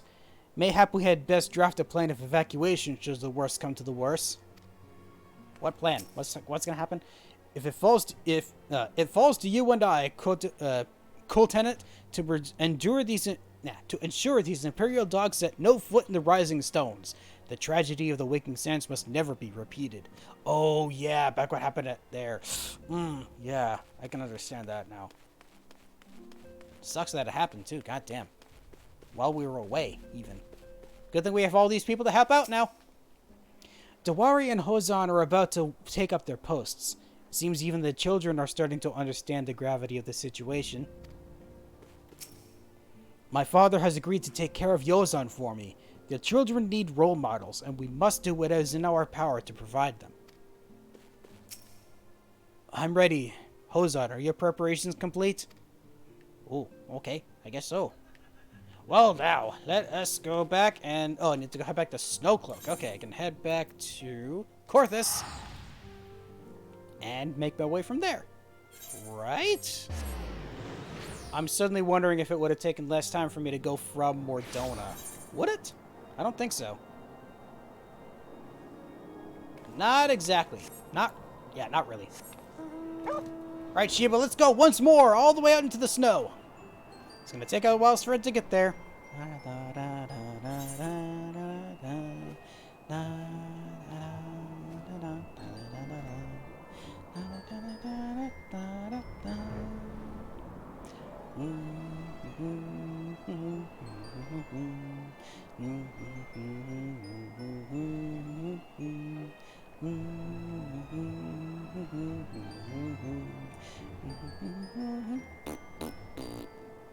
I'm sorry, I'm just so bored.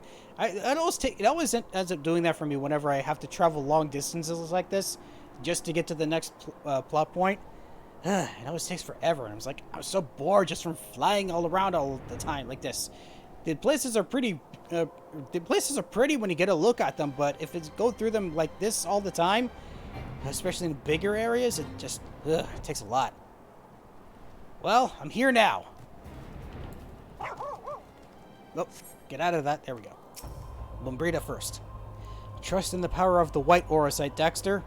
And in me, of course. And Alphino. Good to see you, Dexter. I was starting to wonder if you were having second thoughts.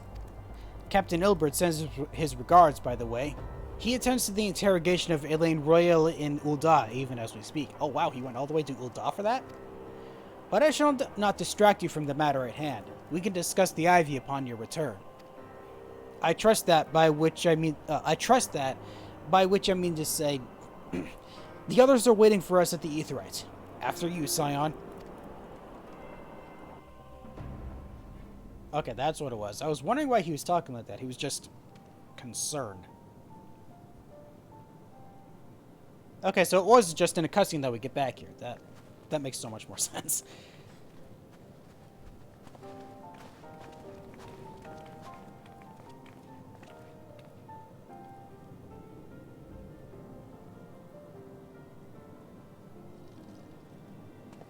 Alright, let's begin.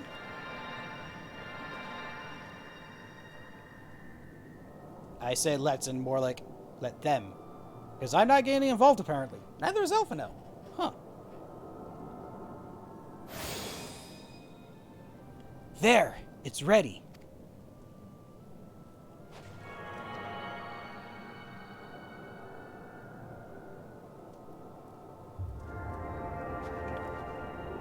Is it working? I think it's working.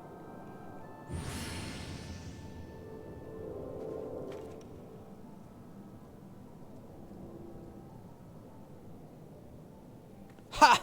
It worked! I think. Try attuning to the Aetheryte now. Feel for the current and try to locate the beacon. Okay, my turn to do my thing.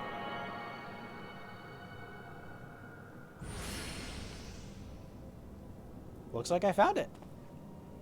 We have done all we can, Dexter. For now, let us withdraw. When your final preparations are complete, you must seek out the beacon we have created. If by the grace of the 12 you arrive safely, you must stop Iceheart before she summons Shiva.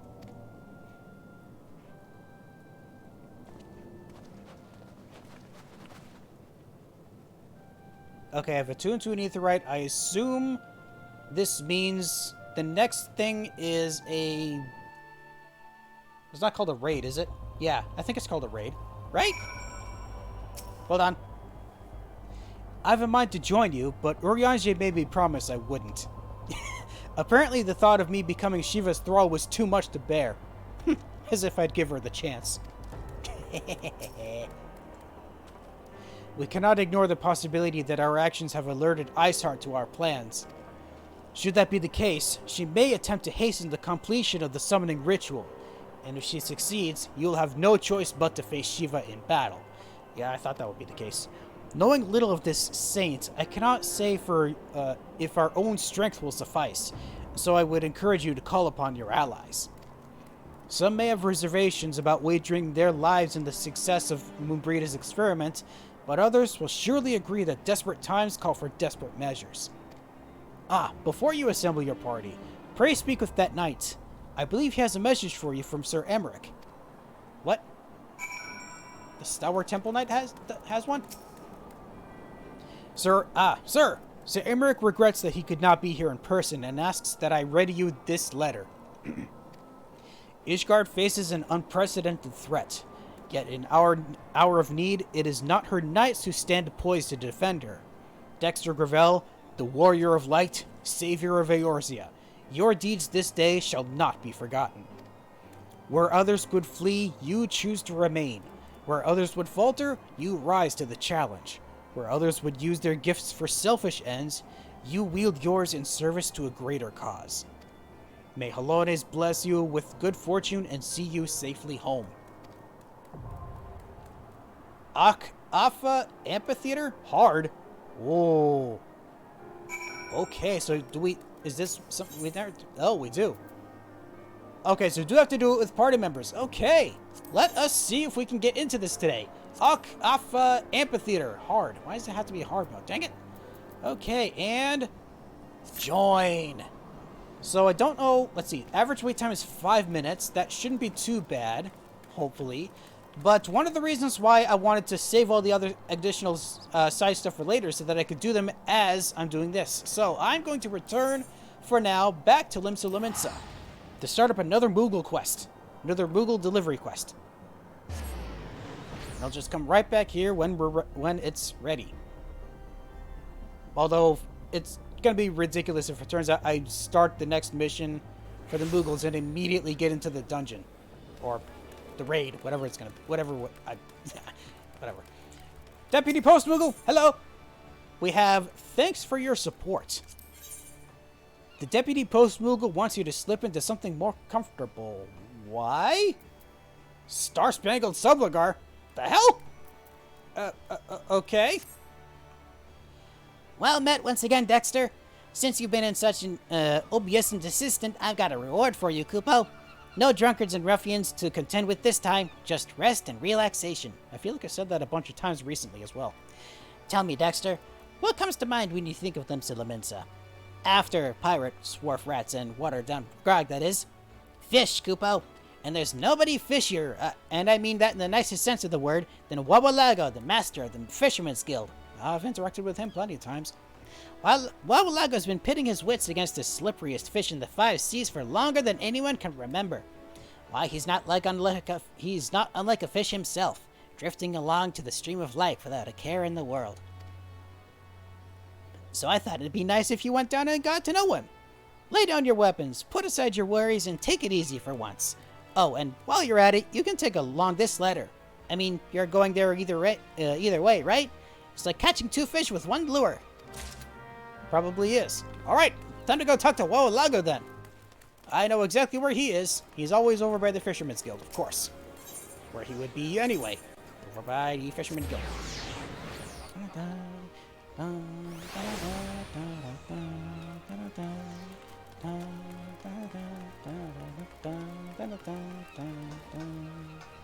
There you are, Wawalago.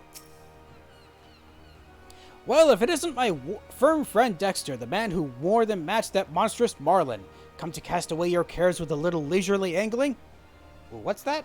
A message marked for me, you say? Yeah, it's right here. A missive addressed to Guildmaster Wawalago from Ul'dah merchant Rorojaru. Ul'dah. A missive from my old mate Rorojaru. He's a trinket trader from Ul'dah who supplies a certain something that supports and strengthens seafood stocks. Since we set some of his special supporters on the seabed, fishermen's bottom's been swimming with shrimp and groaning with gobies. I'd heard neither hide nor hair from him since the calamities hit. It's heartening indeed to know that he's hale and healthy. And it seems the old dog's still desperate to do deals. Says he wants to trade one of his treasures for an infrequently found fish. Business must be bad if he's bartering his best brass for a bass. Any road. Perhaps he could do me a little favor while I ready my rod. I said that wrong entirely. Rorojaru's boat should be berthed down by the docks. Could you head over and hand him this note? I've marked out a map of where where this fish he fancies can be found. Tell him to meet me there, and we'll do the deal. Okay, over by the docks. That's okay. So he's okay, over by the Arcanists Guild. I see. Where we can do the ocean fishing, which I still haven't done yet. I keep forgetting about things. There's so many things to do in this game. I keep either forgetting to do things or putting them off because I feel like it's going to be way more work than I think it will be. Yeesh.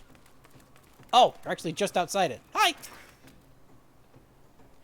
Good gods! Must the sea be so damned wavy? My stomach's churning, my legs are like jelly, and don't get me started on my poor back. Fellow knows how I'm going to haul this blasted crate all the way to the Fisherman's Guild. Oh, you've got a letter for me? Yes, it is. Upon this folded slip of parchment is written the location of Wawalago's planned fish exchange.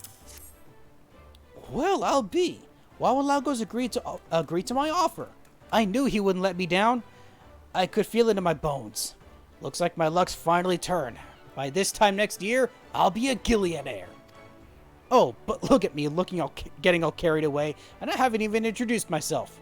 Rorojaru, purveyor of the finest silks, the most exotic perfumes, and the rarest curiosities in all Ul'dah. At least I was until the calamity took all that away from me. My whole warehouse went up in smoke, and my fortune with it. I tried everything to get my foot back in the ladder, but I was cheated at every turn, lumbered with dodgy gil, and ended up getting deeper and deeper into debt. And now all I've got left are the clothes on my aching back and this rotten box. I was just about to declare myself bankrupt, but then I got wind of a tasty tidbit of gossip that set my business brain in motion. There's this fellow in Ul'dah, you see, a great grandee. A real grandee. I knew him back when I was someone who knew people. Turns out he's got a thing for exotic fish, and he'll pay through the snout for anything suitably rare. That's when I thought of Wawalago. He's the greatest fisherman in Limsa Lominsa, and an old friend to boot. Plus, he's the only one who...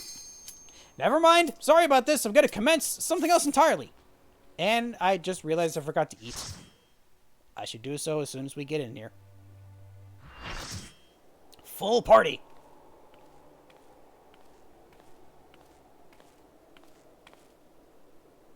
And here she is, about to ready the summon. You should never have come here, warrior of light. I labor only to forge a lasting peace. Uh-oh. A peace you would deny us out of ignorance and blind faith. No matter. If it is our fate to be at odds, then it is mine to strike you down. We whom gods and men have forsaken shall be the instruments of our own deliverance. Oh no, here comes Shiva. Take of my flesh. Fill this vessel with your light. Oh! Walk amongst your brothers and sisters once more. She's becoming Shiva. Saint Shiva, still the hatred within our hearts and bless us with eternal grace. I recognize this summon animation from Final Fantasy X. Or at least very similar.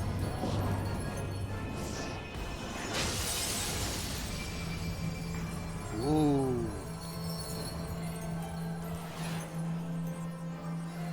And here she is.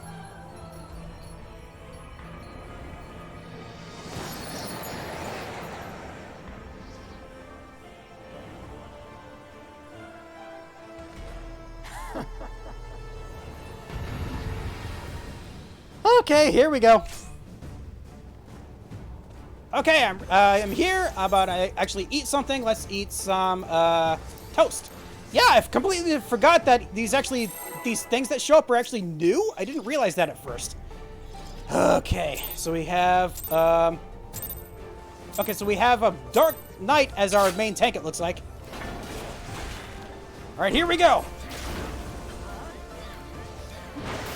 Let's make sure I do not get in front of her because I don't want to be accidentally hit by area of effect attacks. Just giving some good damage in. Uh-oh. Whoop. Okay, so just stay away from them. Good. Let me get angry for a bit. Ah! I haven't gone berserk in a while. Whoa! Probably don't want to get hit by whatever those are. Good. Now back to it. Another big hit. Yeah. Probably don't need to heal, but I figured why not. Whoop! Rise and join the chorus, my brothers. Brothers! Uh-oh. Okay, let's target these guys then. Yeah? Yep, get rid of these guys first. At least try to. Yeah, I can do this easily. Ow. Please don't do that. How about I reduce damage for a bit? That'll be smart. Almost. Whoop. Sorry about that. I didn't know if I got you hit or not. I didn't mean to.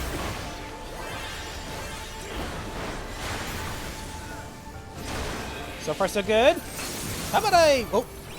Okay, good thing that happened. Embrace the serenity. Renounce the hatreds. What? Hatreds that consume you. Okay. Woo! Ooh. We're stuck in place. I can't do anything. Scattered like dust in the wind. Ah! You missed. Or not that you missed, but you didn't do as much damage as I thought you would. More damage. More damage. Whoop! Oh. Okay, so it's going to be in sequence. Nice. Okay. Ooh, this music is interesting. How about I reduce the damage you do?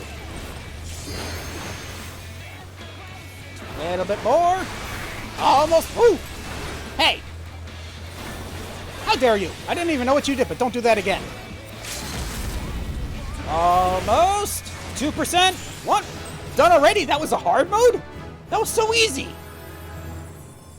And I level up.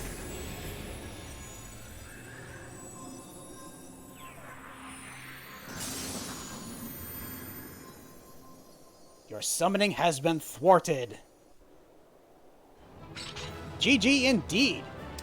Can I commentate anyone? Nope, not anymore. And it's another one of those instances where we don't get anything from this. Darn it. Too far away. Okay. Well, that was awesome. That was actually surprisingly easy fight. This, again, it said hard mode. I thought it was going to be more difficult than, like, Leviathan was.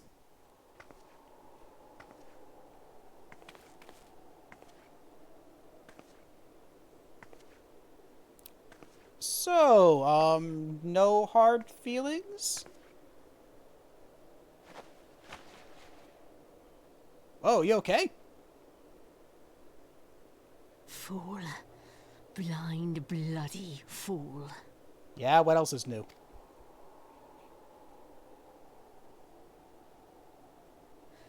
You, of all people, should understand the suffering war begets.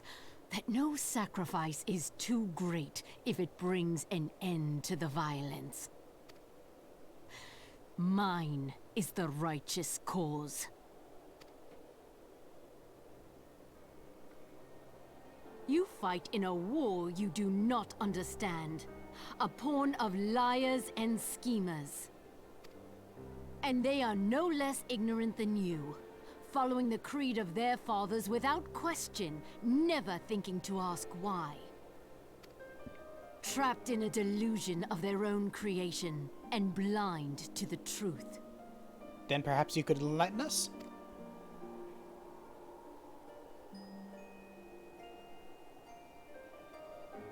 Warrior of Light, redemption is not beyond us. We who walk before may lead those who walk after. Seek the Keeper of the Lake. See with eyes unclouded.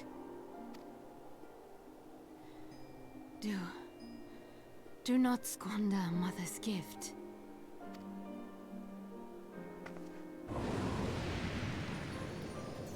Hear, feel, think. Oh, so you've had direct contact with Hydaelyn as well. Wait a minute, that means we're on the same side, that doesn't it? Oh, no. Wait, how?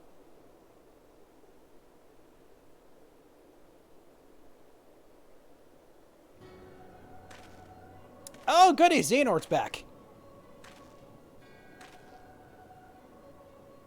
Or is this one... So the vessel withdraws. A predictable outcome. Or maybe this one's... Xigbar? I don't know. Nevertheless, La Habrea will be pleased. How unfortunate.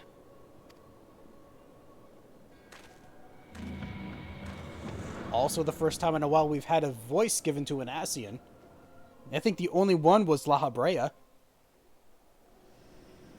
Okay, that was, again, real easy. And I'm back. Oh, Alphino gone? Where'd Alphino go? By the 12, you're alive! I mean, of course you're alive. Why wouldn't you be? Good question. Iceheart did what? And you're certain about... you're certain about that, are you? Dravanians are skilled with glamours, after all. Look, if you say that's what you saw, I believe you. It's just that we've never heard of a primal being summoned like that before. Are you sure you're not injured? Head trauma has been known to cause hallucinations, you see. No? Fair enough, I was only asking. Thank you for the concern, though. Alright, so who or what... Oh, hold up. Actually, yeah, I'm going to start this next one because I don't want to have to keep coming all the way back here from Dragonhead. So, the road less traveled. Moonbrita remains unconvinced that you have not sustained a head injury. Oh, come on, man. If you ask me, there's not to be gained from mulling over the implications of your story in the freezing cold. Let's save it for the Rising Stones, huh? I'll get everyone to meet us there. Ah, but before that, you best pay a visit to Whitebrim Front and speak with Alphino. He's probably worried sick about you. That, or he's busy playing at politics with the Ishgardians. Either way, I'm sure he'll be delighted to see you're hale and healthy. Speaking of which, why don't you have a headache or anything? You don't have a headache or anything, do you? No? Blurred vision? Oh, no, no reason. See you again soon. Damn, she really is concerned about me, huh? Alright, so we're heading off to Whitebrim Front for this next part. And then I think after this mission, supposing we don't come all the way back here for the end of it, then I'll go back to Limsa Lamensa and finish up this Fisher quest.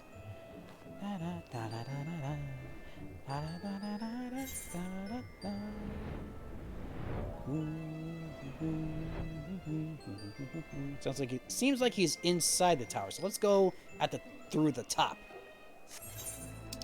This is what I want to do. There we go. Pardon me. Not through here. Through here. There we go. There you are, Alphino. Ow. Ah, as well as Emmerich. That you stand here now is proof of your mission success. Praise be to Halone. 'Tis customary to report one's commanding officer after completing a mission. I mean, yeah, it makes sense. I still remember the first time you entered these chambers. Suffice it to say, I never imagined that I would one day be so glad of your return. Welcome, my friend. Welcome. Thank you. Alphino, I'm here to give my report. There he is, and none the worse for wear. Was there any doubt that the Warrior of Light would succeed? I mean, maybe. I think I speak for us all when I say I should like nothing more than to hear the stirring tale of your victory, if you'll be so kind. I beat up a lady. It was not very fun. I mean, it was fun, just not to beat up a lady. Then we were too late to prevent the summoning. But we were able to defeat it immediately. But not too late to prevent further loss of life. An outcome worthy of celebration. and one for which we have Dexter to thank. Yes, you're right, of course, Sir Emmerich.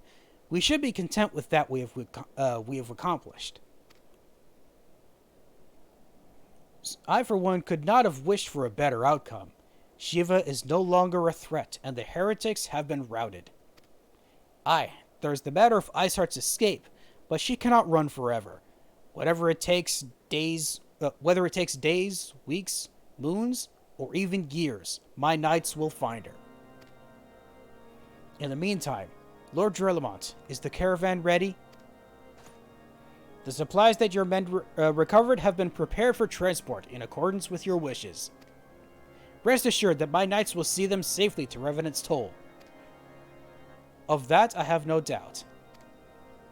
I take it these are the self-same supplies the heretics stole from the House Fratom caravan? Less the crystals which comprised the bulk of the shipment, yes. Scarcely a fraction of that had been promised, but a meaningful contribution to your cause all the same. Ah, on an unrelated note, Dexter, might I trouble you to accompany to Camp Dragonhead at your earliest convenience? 'Tis not for my benefit. A certain lord was most distressed when he learned of your intent to risk life and limb to stop Iceheart. I took half a dozen knights to restrain him, I'm told. Whoa, geez, really? Men give vent to their anxieties in myriad ways. Pray do not think less of him. I mean, I hope I don't. Alright, so now I gotta go speak with Haurchefant. That's who I talked to. Aha! Let us go out the upway. Yes, that's exactly what I meant to say. Wait, hold up. Oh, I can actually just teleport there, can't I? Haha! Much quicker that way.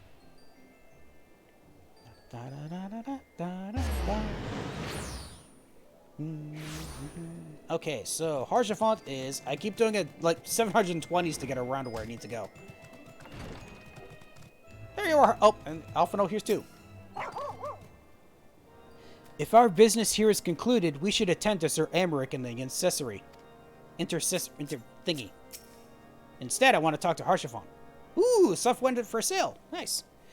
What were you thinking, Dexter? Waging our very being on a dubious theory which might allow you to enter Iceheart's lair, knowing full well that she could have sufficient forewarning to complete a ritual to summon Shiva anyway?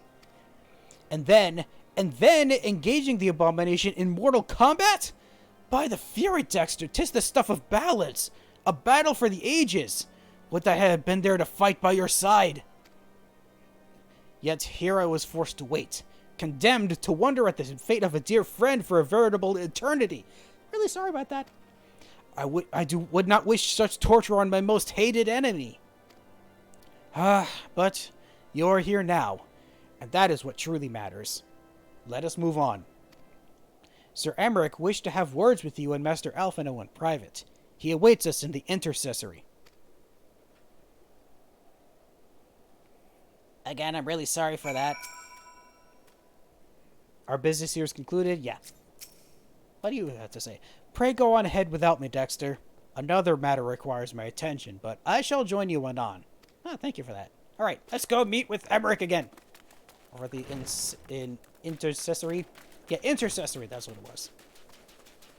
Pardon me, gate guard, Fratom guard person. Yes, you. I would like to enter, thank you.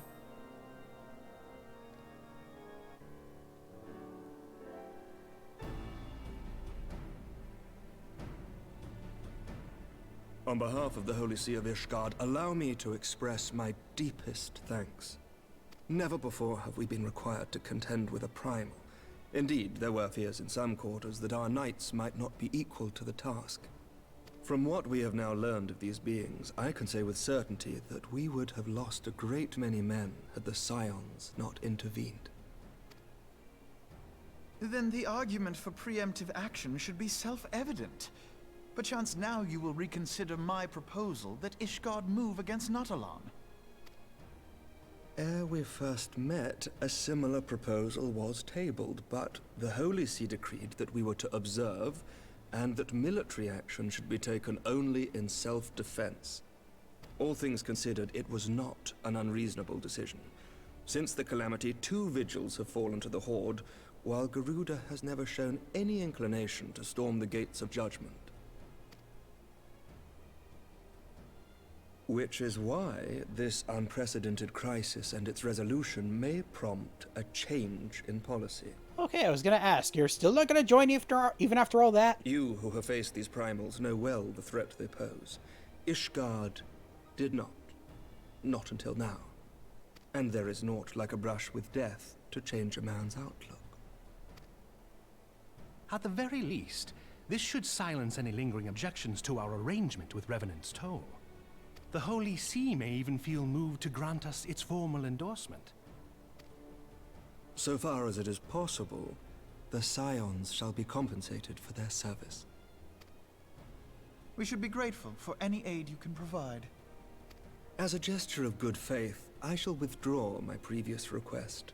Your people are doubtless needed elsewhere. That will not be necessary. We, too, have a vested interest in watching Dravania's movements. I see. Once more, I must thank you. Sir Emmerich, if I may, do you truly believe that Midgard-Zoma could return? The heavens are a window unto truth, but those who interpret their movements are not infallible. I requested your involvement as a precautionary measure. But of course, you sought an excuse to compensate us from the first, mindful of what would happen if Revenant's Toll were taken by your enemies. Ishgard is not wont to aid its neighbors, but that does not preclude it from manipulating them to serve its own interests. Oh, great. Choose your next words carefully.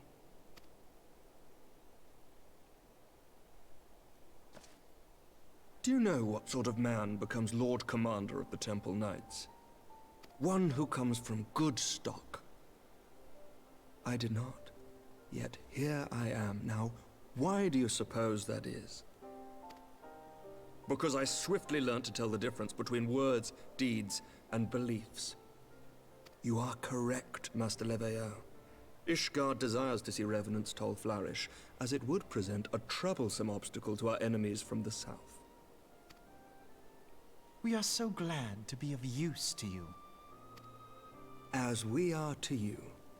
Ours is a mutually beneficial arrangement, lest we forget, one born of necessity. The dragons grow more restless by the day, and the heretics harry us nigh without cease. We have contended with such troubles for centuries, but there are limits to even our endurance. Yet as a pauper is loath to part with his meager possessions, the leaders of Ishgard are not wont to render up their trust to outsiders. But with perseverance on our part, they may yet be made to see the light. Nevertheless, one must take care when walking the road less traveled. Wise words, Sir Emmerich. I shall make a point to remember them. I must apologize for my earlier outburst. I hope it will not sour our good relations. Not at all. You but spoke from the heart. I trust you understand that at times my duties may prevent me from meeting with you. On such occasions, my second-in-command will speak for me. Lucia, at your service. Ah, we finally got a name. Pray excuse our reticence. We are but wary of speaking too freely, lest our sentiments be made known to our enemies. Know that the Lord Commander and I are of one mind. For the sake of Ishgard, and of Eorzea at large, I pray our peoples can put aside their differences. Those who dwell in the past risk losing sight of their future. Should aught befall one of our shipments, pray inform Lucia immediately. You may also relay to her any words you might have for me alone. Not being of Ishgardian birth, she owes no allegiance to any noble house, making her as near to incorruptible as one can find in my homeland. Suffice it to say, I trust her completely, and so may you. Which reminds me, Lord Orchefort, if you would be so kind? Certainly. Oh, what's he gonna do? In times such as these, trust is ever in short supply. Mayhap this will go some way to rectify the problem. The results of our investigation into the heretics' recent attacks, as well as our interrogation of the merchant you detained. Ah, Sir Emmerich. I cannot thank you enough. Think nothing of it. Ishgard may be many things, but it is no friend to Garlemald. Did I not tell you to have faith, my friend? Yeah, you did. I mean, I wasn't doubting you, but yeah. Ooh, quest complete already. So then the next quest is going to be having us come back here. So I think for now, I'm actually going to head back to Limsa Lominsa to finish up this other quest before coming back here to finish up this. Because I figured to, you know, get things finished once I start them. I should be adapting that more often for the things that I do. Because I've unlocked a lot of stuff, and there's a lot of stuff I have yet to finish because of it. It's going to take a while for me to catch up on all that, too. It's just difficult because the way my schedule for work works, it doesn't quite make it easy for me to be able to record for stuff. Okay, so I'm supposed to be... Oh, meet him back at the ferry docks. That's right. Back over to the Arcanist. Talk to this guy again.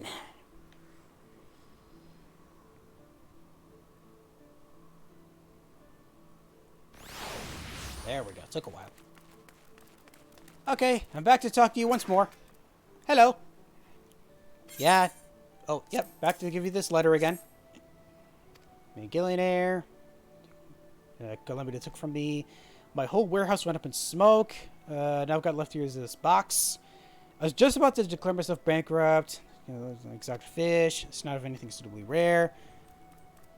Okay, that's when I thought of Wawalago. He's the greatest fisherman in Limsa Lominsa and an old friend to boot. Plus, he's the only one who appreciates the true value of the thing I've got in my box. I haven't the gil or the skill to bag the fish I need, to kind of fish I need without him. Nor do I have the legs or the back to lug this chest all the way to Candlekeep Cay. But, say, you're some sort of delivery man, right? Could you help a feller out? I can't pay for you anything now, but I'll remember you when I'm rolling in it. I hope you do. So we just gotta pick up the box. Rorajaro's chest. Okay, now I report. Bring this over to Candlekeep Cay. That's over the way over at the Morabi's docks.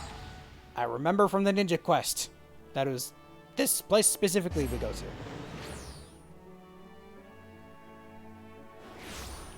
Then head this way. Yeah. Let's go, Frosty. And again, I realized I did an almost not entirely 270-degree camera turn to face where I needed to go. Okay, so... Oh! Here. Interesting. Oh, Wawalago's here already. And Rorajaro. Hello. Hopefully hauled Rorajaro's goods down the high road, did you? Just drop it down on the ground for now. He's got his hands full holding his own with the fishes. How well are you doing? Thank Thal, you're finally here. And you brought the chest? Thanks a million, Sonny. You're a lifesaver. Now that we've got the goods, I can finally be free of this back-breaking labor. So what exactly is this box for? The words property of Rorajaro open under penalty of death have been scrolled up multiple times on each of the Great Six sides. Holy crap. On pain of death. What are we going to do with this thing? What is it for? Thanks awfully for carrying the chest for me, Sonny. I don't know what I'd have done without you. Actually, I do. When I turned up empty-handed, Wawalago forced me to start fishing myself. If you're short of something to swap, you'll snare the scaly specimen solo, he said. Looks like we're going to be doing this at night, too. Let's have a look at this gift you've got me. Blinking barnacles, it's beautiful. See it shine and shimmer like the shivery scales of a sea serpent? The fish will flock to bask in the brilliance of a natty knick-knack like this. I knew it. The pawnbrokers wouldn't trade it for toffee, but to a master fisherman, my supporter's worth more than money can buy. So, do we have a deal? Can I put you down? Can I put down the rod now? I guess we don't get to see it. Fine, fine. I'll fetch you a fish for you. The rarest rarefied ray in the Rotano. Subject to shoring up to the shortfall in the settlement with a little light labor, that is. Catch me a carp or a collie or any form of fish you can find, and I'll honor your order. The shortfall? You mean the supporter is not enough? Then I'm ruined. I was sitting here for ages and I didn't even get a nibble. There's no fish to be found in this accursed ocean. I dare to differ, my friend. There's shoals and shoals of scaly swimmers in the sea around you. Your foray into fishing floundered your foray into fishing floundered wow, okay, that's what he's saying. Your foray into fishing floundered because there's nothing but numbers in that noggin of yours.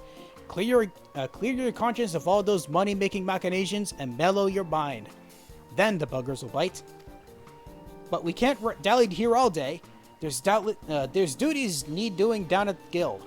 So I'll lay down a little limitation. Our dear delivery man here will catch me a catch of his very own.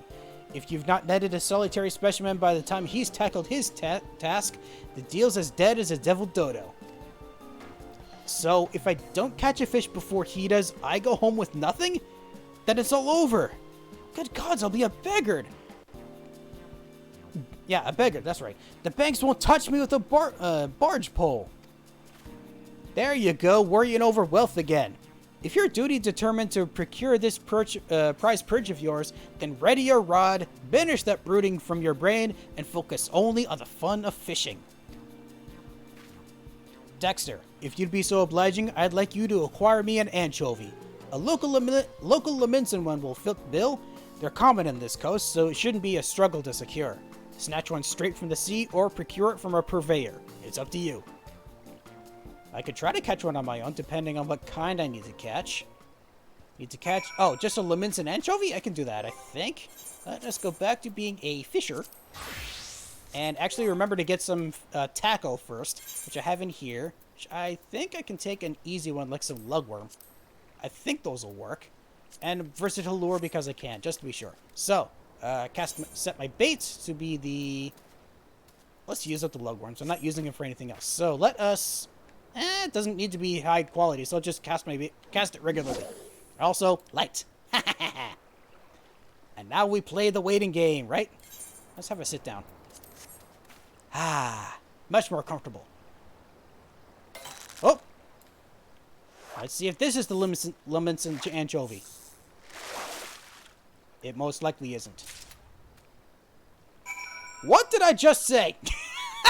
Alright, I'm done. No! Wrong button. Now I gotta catch another one. Darn it! I was so stoked that I actually got what I wanted first try. I was pressing the wrong buttons. Dang it! Well, now we just gotta wait again. Let's hope this is the next one I need.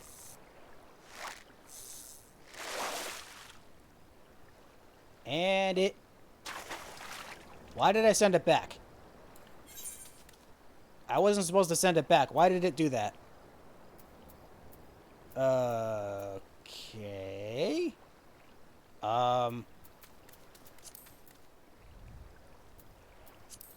Oh, it must have been set to release the regular sized one. That must be what happened. That makes sense. Okay, let's cast another one. Again. I didn't realize it was going to automatically say to release it if it didn't work. Or if I released it earlier.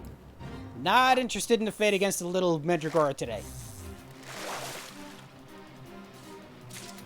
Another anchovy. Okay, now just quit. There we go. Oh, wait, I need to be of a sufficient thing, don't I? Go back to being a warrior. There we go. Now I can do it. Hey, Rawajara, I did the thingy. Lazy shimmering fish drifting in the lazy shimmering ocean. I'm starting to feel a bit lazy myself. Is this how it feels to be a fish? I don't know. It probably is. When you've acquired your anchovy, bring it back here to me. It's up to you on how to harvest it. Whisk from the waves of your with your willy wand, or meet with a monger and pick one up from your for peanuts. Whatever buoys your boat. No worries, I got it normally. It is right here. There, now the song's music is done. Time's up, Rorojaro. Our dutiful delivery boy has completed his commission, and you still haven't snagged a single sprat. I'm sorry, but the deal's dead. No! Then I've lost everything! My fortune! My future! I might as well lie down here and die like a dog. Really, Rorojaro? What have you actually lost? Dwell not on money and misery, but rather widen your eyes to the wonders of the world. Like just now, when you were focused on nothing but the fish. How did it feel? It was wonderful. For a moment there, I really felt like I was one with the ocean. All my material worries just washed away. But a fat lot of good that did. I didn't catch a single bleeding thing. Your financial threats might have been mildly misplaced, but you've been a trader too long to fully free your feelings from the constant contemplation of coin. That's why the fish don't bite. But still, if you drew some sense of satisfaction from it, I suppose that's a start. Let me guess, you caught exactly what I was looking for. Oh, no, you caught what you were looking for. Holy mackerel! I mean, holy catfish! That isn't a saltwater catfish, is it? I thought those were extinct.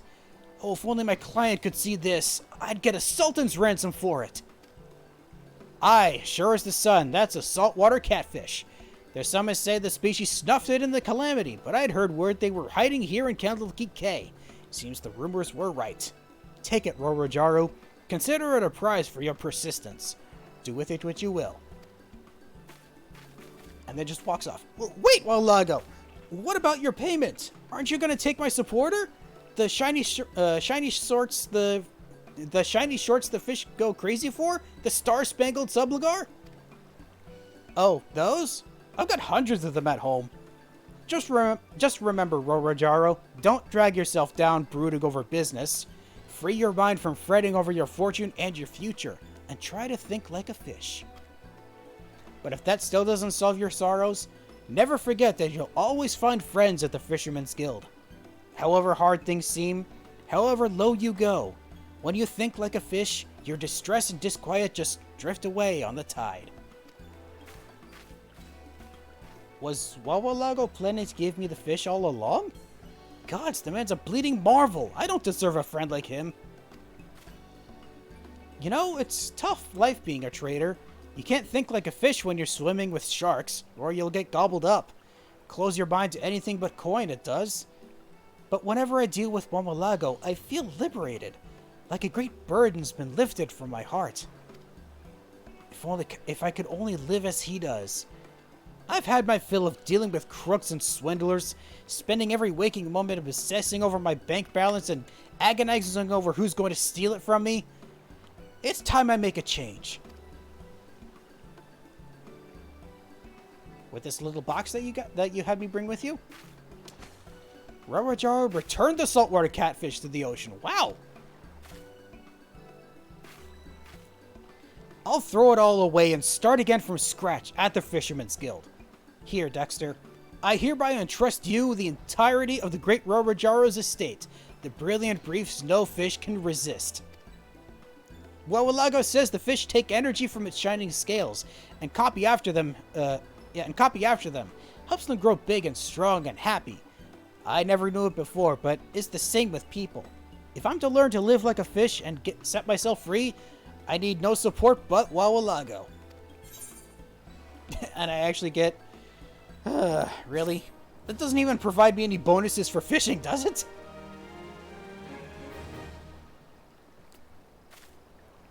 Well, I, leveled up, I think. I obtained carrier level 19 for that one. With your successful delivery, your reputation as a letter carrier has grown. I gotta take a second look at that thing. Hold on. Star Spangled Subligar. Oh! It actually does! Gathering Perception and GP. But I don't think I'm gonna be wearing that. Actually, let me put my stuff back over my chocobo thing here. Nope. This and this. There we go. Alright, now let us head all the way back to Revenant's... no, not Revenant's Toll. The Corthus. So I can continue with the main story.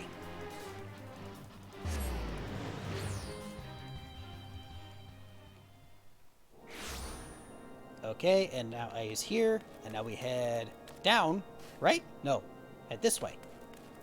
Getting myself mixed up on where I need to go. Need to talk to Alphino again. There we go. No, not you.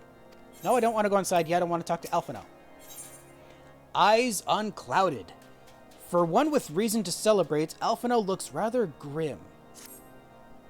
It would seem we have much to discuss with our friends at the Rising Stones. If what you say is true, Iceheart's method of summoning Shiva defies all precedent. It necessitates a complete reappraisal of the primal threat, and of our approach to combating it.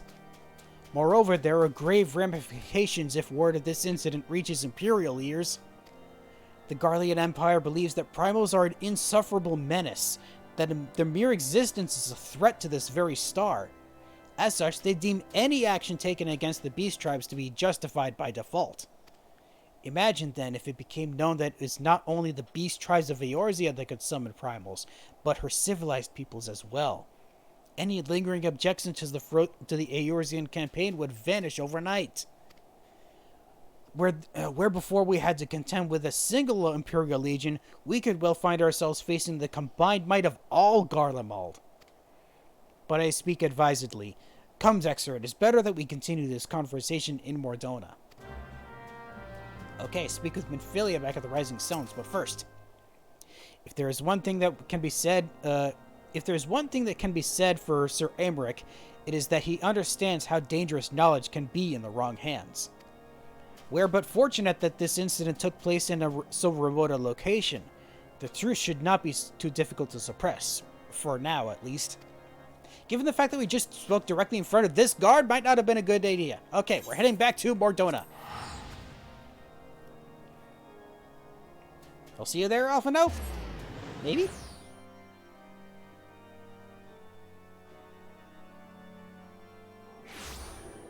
Okay, back into the Rising Stones. Where am I going? There we go. Back into the 7th Heaven. Saw this other player here and I thought, wait a minute, I'm supposed to talk to the person standing in front of here? Okay, people in new sitting positions. That must mean they have something new to say. True, young leaders can be more amenable to new ideas. Then again, their lack of experience and influence can hinder their ability to enact reforms. I do not fault Sir Aymeric for being less than forthcoming with these beliefs. Not even the Highborn are beyond the reach of the Inquisition. Ugh. There's little fortune and far less fame in being a receptionist, but one must be realistic. Also, pardon me. Also, it would seem that I was grossly misinformed regarding the average earnings of a street performer. You had to give up on your dreams so early? Aw, man. I was kind of looking forward to that. Forgive me, Dexter. I thought I had prepared enough meals for everyone, but the others were most hungry. There's nothing left for me! You pigs! Come on! Our stocks of wine have nearly run dry. That Charlatan scholar is drinking us out of house and home. What? Mudbrita! You're doing it too? Oh, come on! Oh, Mudbrita was over here. Whoops. What you two do is your own business. Don't say I didn't warn you. Oh, I just noticed. I just noticed that right here. Trying to tumble the table now, are we? Don't give up yet, boy. Ida, line them up. Please don't encourage this, Ida. I mean, you weren't. Hey, I just gotta say, you're pretty. You're all right. Wow. Thancred, what are we gonna do with you? A sip before practice, a sip after practice, and all too often a sip during practice. I do believe Mudbrita is having quite the bad influence on you. Oh, shoot. Ori. Calm yourself, Ul'dah. It's just a little sip after practice. Clears out the cobwebs no end. Does it really? Does it? Feels like it's kind of hampering you in some way. Could be just me. Okay, so the other two domens here must be out on another thing then, because I don't see them here at all. Alright, now to go speak with Minfilia, what I was originally meant to do.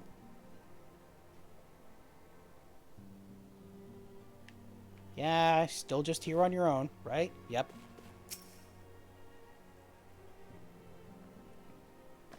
Words cannot well express how glad I am to see you return to us hale and whole. Needless to say, I am most eager to hear your account of that which occurred in Kurthis, assuming you're ready to speak of it. Certainly. Excellent. I shall summon the others at once.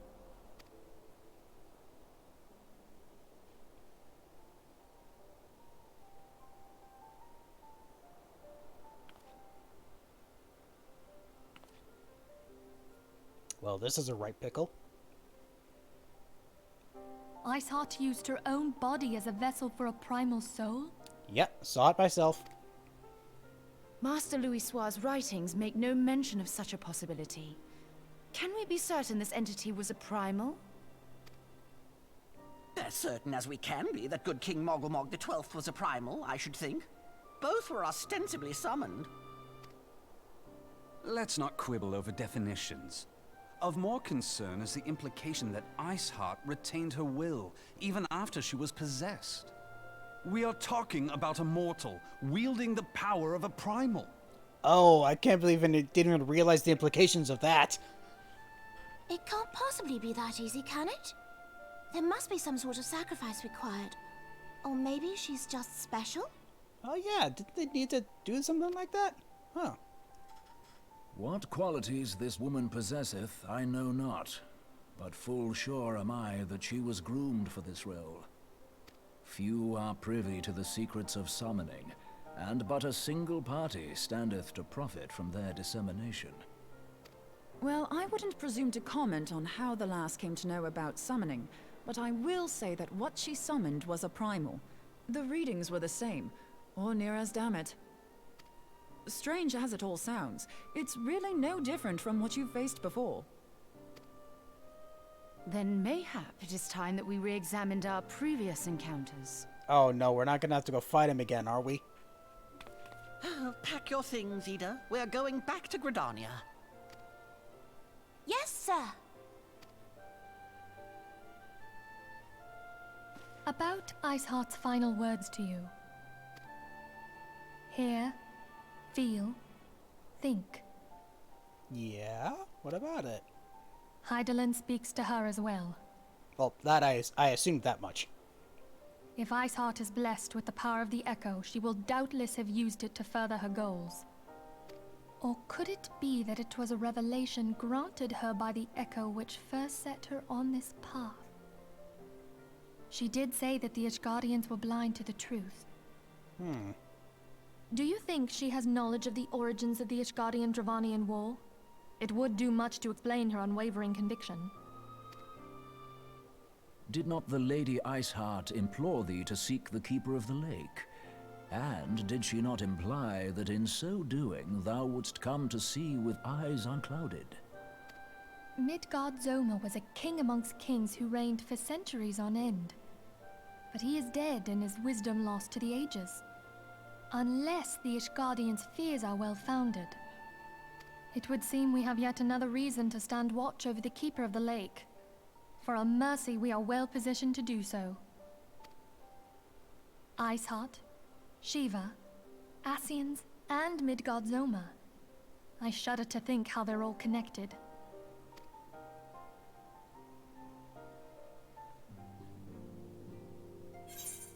I guess we're gonna go eventually go find out, I assume. Quest complete, and the next one is the Reason Royale. Oh, we're gonna go back to see what she's been up to. Minfilia would discuss how best to proceed in light of recent developments. Oh, what is this again? Level 50 weapon cover for 110. I mean, the weapon I have with me now is 130, so I wouldn't need it for my warrior. I might be able to use it for something else, depending on what it's gonna be. We'll have to see. I mean to scour the annals for knowledge of Midgard somewhere. Given his great age, I dare say he appears in more than a few. Do you hear that? The commotion outside. Would you see if aught is amiss? Okay, so I'm guessing the fact that the quest had to do with Royally again, that the commotion outside might have to do with her. Or with the Bluecoats.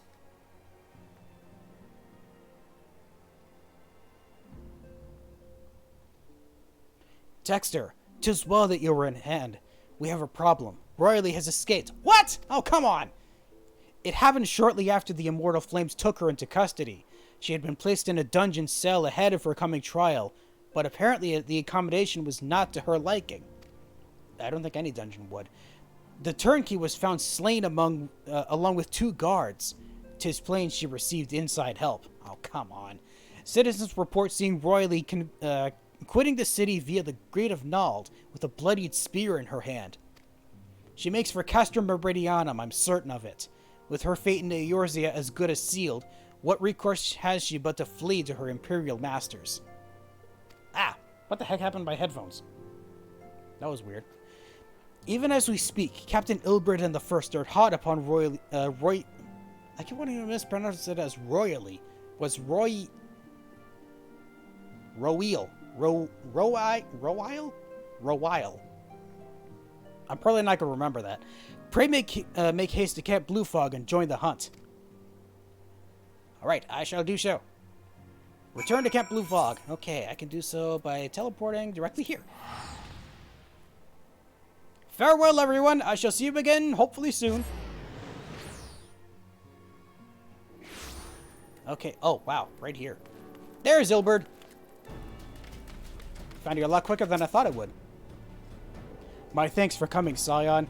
I've spoken with the soldiers here. They say that, Rowile walked through the camp not a bell ago. Aye, she walked right through. You did not mishear. We have Robon's decision to keep the matter secret to thank for that.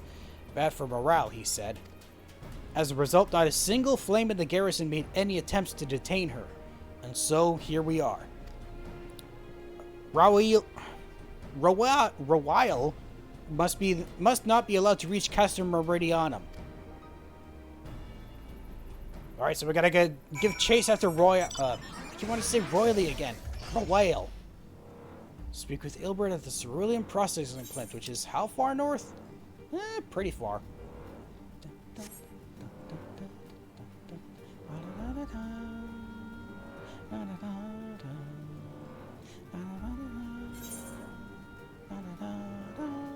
So it looks like she's just outside the gates leading inside.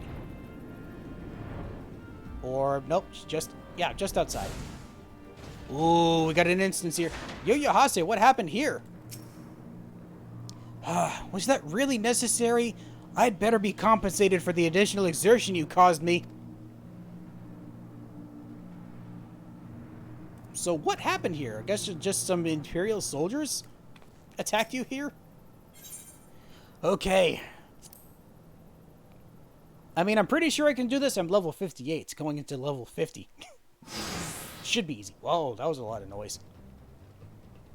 This wretch was with Rowile.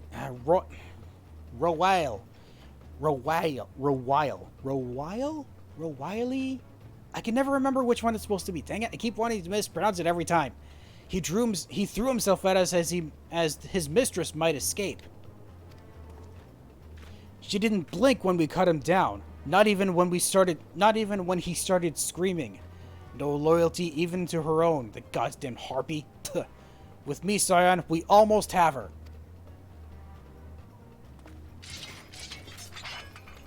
Alright, time to go capture her again.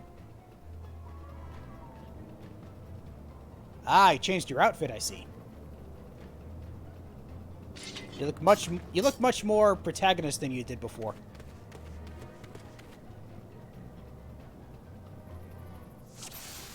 Okay, oh, that's a lot of enemies. I want her alive, kill the rest. Okay, I'll take care of this thing first.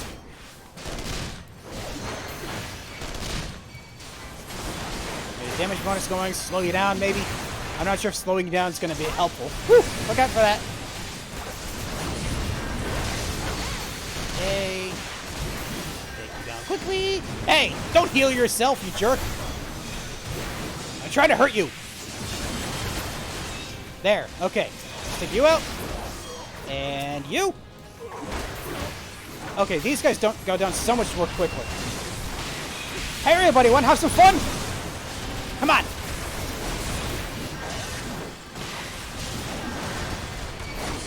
That's a lot of enemies. That's a lot of things going around. Woo-hoo.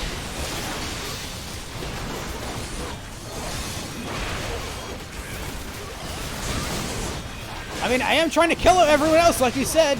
Not trying to kill her. Except a lot of things are showing up. Hey, how dare you? What do you think you're doing? There. Now I gotcha. Eileen the Razor. That's what your name is? Hold on. I want to go to these guys first. There's a lot going on here. Woo!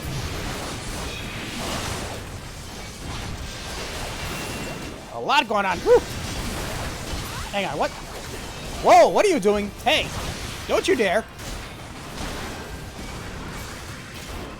How about I do this? And then this. Let's take you guys out. Oh, geez. You, Yahase, you okay? There, I got you at least. Okay, how about I take care of these guys as well? How about, I mean you. So I'm not keep doing that. There. Now it's your turn. Wrong attack. I want to use this. Oh, no, you don't. Woo! You guys okay? Just finish taking this out, and then we can finally take on Eileen.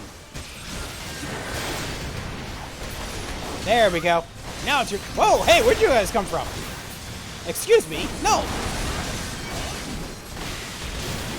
You do not get to do that. Whoa! That's a lot of more enemies. Woo! Come after me, please. And stick with me. Thank you. Woo! That's gonna... Oh, I was gonna say, that was gonna hurt, but thankfully it didn't do much. Stick with me. Okay, just you left, I think. Yeah? There we go. I think we can take care of the rest of these guys. Easy. Nice! We got her! Duty complete!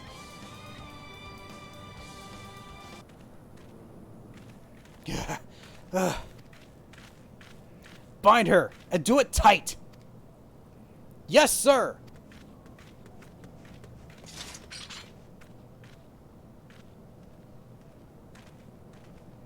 Good work, men.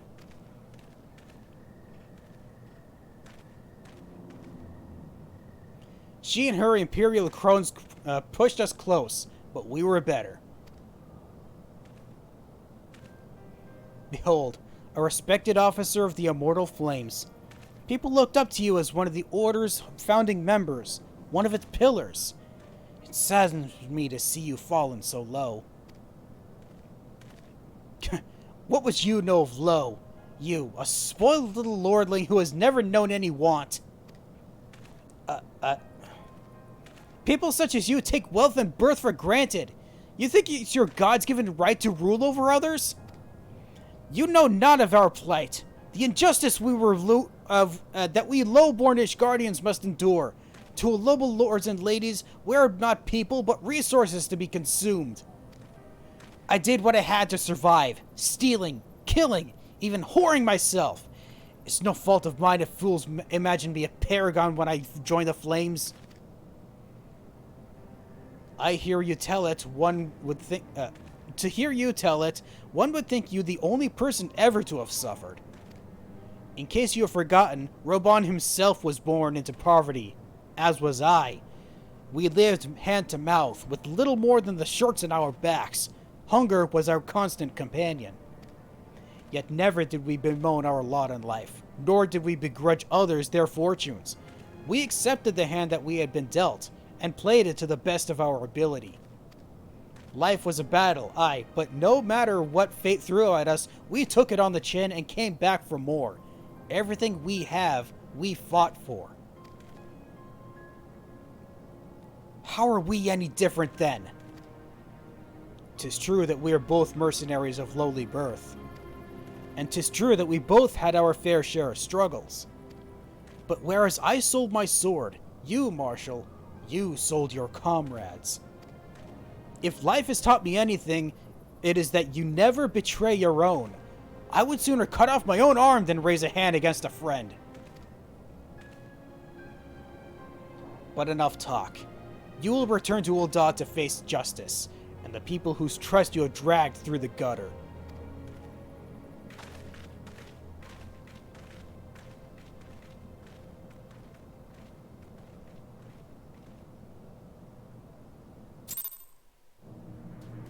Damn. Not much more I can say about that, but damn. I joined the Crystal Braves that I might strike a blow against the Empire. Those who cast their lot with Garlemald should expect no better treatment. Pardon me. Not so much as a hint of remorse. 'Tis well that this sordid business is finally at an end. A friend's betrayal cuts deeper than steel. We must hope that we have chosen our own allies more wisely than Roban chose his. And then I get a weapon coffer for it. Yay! Or for after this. Ooh. I have heard. Truly bothersome business. No, I do not foresee a problem on that front. The main concern is Roban. There is no telling what the brute might do. Have the blades watch him in the flames day and night. You may leave the Sultana to me. I shall personally attend her grace.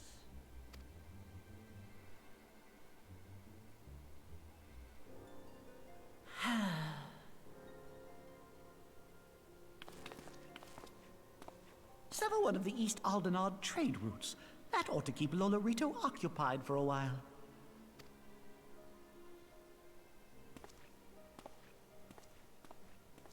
Nanamo Ulnamo. For my sake, pray be a good little Sultana to the last.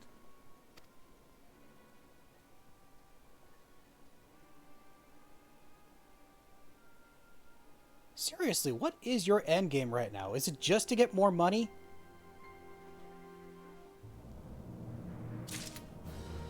I don't think it is.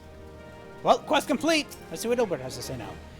Like Royale, I once made my way as a mercenary, and like her, I did more than a few things I'm not proud of. But never once did I betray my own. There are depths to which a man should not sink. Good call. Good quote. Let us cling together. Elfina would ask another favor of you. Captain Ilbert and I have a few questions for the Flame Marshal regarding the circumstances of her miraculous escape. When we have completed our interrogation, we shall take our findings directly to General Roban, and that shall be the end of it. Your work here is done, my friend. My thanks. But I have one last task for you. Return to the Rising Stones and apprise Minfilia of all that has happened. I'm aware that the antecedent held Royale in high regard, for better or worse. She will want to know how this tale ends.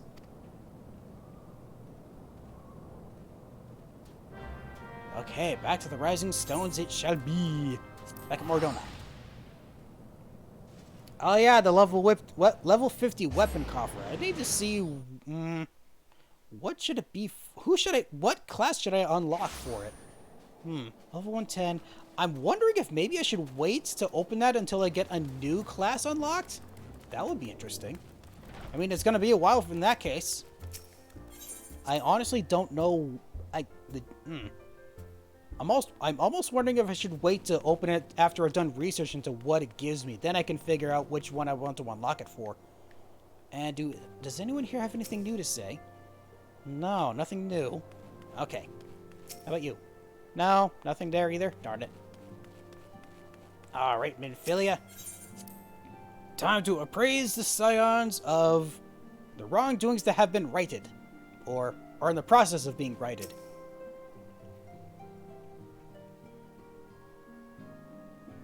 Welcome back, my friend. I have already received word from Alphino. To think that Flame Marshal Huayu was the Garlean agent.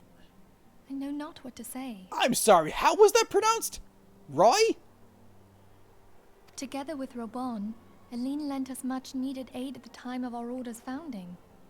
She was particularly passionate about the need to tackle the primal threat. When we discussed the subject, her eyes fairly shone with determination. Whatever else she may have been, I choose to believe that it was her true self with whom I spoke then. But now is not the time to dwell on such matters. I have an important announcement to make regarding our effort to defeat the Ascians. We shall begin as soon as everyone is assembled. Okay, then. I'm gonna have to look back on that to see how the hell they pronounced that, because I was only half paying attention My from thanks for surprise. coming, friends. Moonbreeder, the floor is yours. By now, I'm sure you're all familiar with white auracite, the miraculous material that'll allow us to capture Ascian souls. Back at Snowcloak, we verified its ability to absorb vast amounts of ether. Alas, it leaves something to be desired in the area of stability. The stone can only store ether for a short while before expelling its contents. In addition to auracite's inherent limitations, we must needs be wary of our enemy's strength. Our foe draweth upon an infinite wellspring of power. Even should we succeed in entrapping him, the stone will not long contain his wrath. Meaning that, if we want to kill the swine, we'll have to be quick about it. 'Tis our belief that an Ascian soul may be permanently undone, if smitten by a sufficiently concentrated burst of pure ether. The only trouble is, we can't say for sure how concentrated the burst needs to be. Without knowing how much ether an Ascian soul is composed of, we're basically guessing. That's gonna make things difficult. Our sole clue lieth in thy struggle with La Habrea. During that encounter, Hydaelyn bid you forge what she called a Blade of Light, a weapon which took the form of a luminous stream of energy. Based on your description, we believe the blade with which you vanquished your foe was composed of ether. You mean the one that I saw in my visions? Admittedly, your victory proved ephemeral, as La Habrea was able to use a crystal of darkness to flee into the space that lies between our world and the void. The fact remains, however, that Hydaelyn placed the means to destroy the Ascians in your hands. Be that as it may, it would be unwise to assume that she will do the same when we next encounter such a foe. Quite so, my lady. We must needs find the means to forge our own blade of ether, one to equal that which Hydaelyn did benevolently bestow upon her champion. That is all well and good, but it seems to me that producing such a blade will require a prodigious quantity of ether. Whence will it come, pray tell? You had this same question when we went to go find the aetheryte in the first place. Oh, what if we had two pieces of white auracite? One to trap the Ascian, and the other to store the ether for the blade. Oh, smart. Oh, nice try. But it's as I said, the stone won't hold ether for any length of time. Oh. We'd still need to collect the stuff there and then, sorry to say. Dang it. And therein lies the rub. Finding a way to create the blade whenever and wherever we choose. 'Twould seem more research is in order. I'm going to linger a while, perform a few more tests on the auracite. And I could do with some help. Urianger, why don't you lend me a hand? Oh, maybe. Mine apologies, but I am required at the Waking Sands. Oh, chickening out. Lady Minfilia hath given me sole charge of the premises. 'Twould be unseemly to leave them unattended. Sole charge, you say? So you're basically alone there, then? Well, that settles it. I'll just have to come to you. Nice.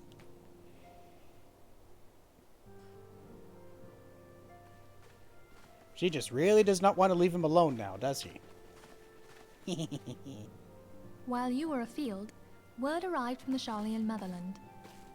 You will recall that a survey party was dispatched to investigate the incident at the Isle of Val. What they discovered was troubling, to say the least. Oh, right, the island. Okay, yeah, I was concerned because I thought it said much earlier in the story that the island of Val had been destroyed. But I guess that doesn't entirely mean that the Garleans themselves were destroyed. That's what was my biggest concern. According to the report, the isle has been erased from existence. 'Twas as if a hole had been torn in the very fabric of reality. Ugh.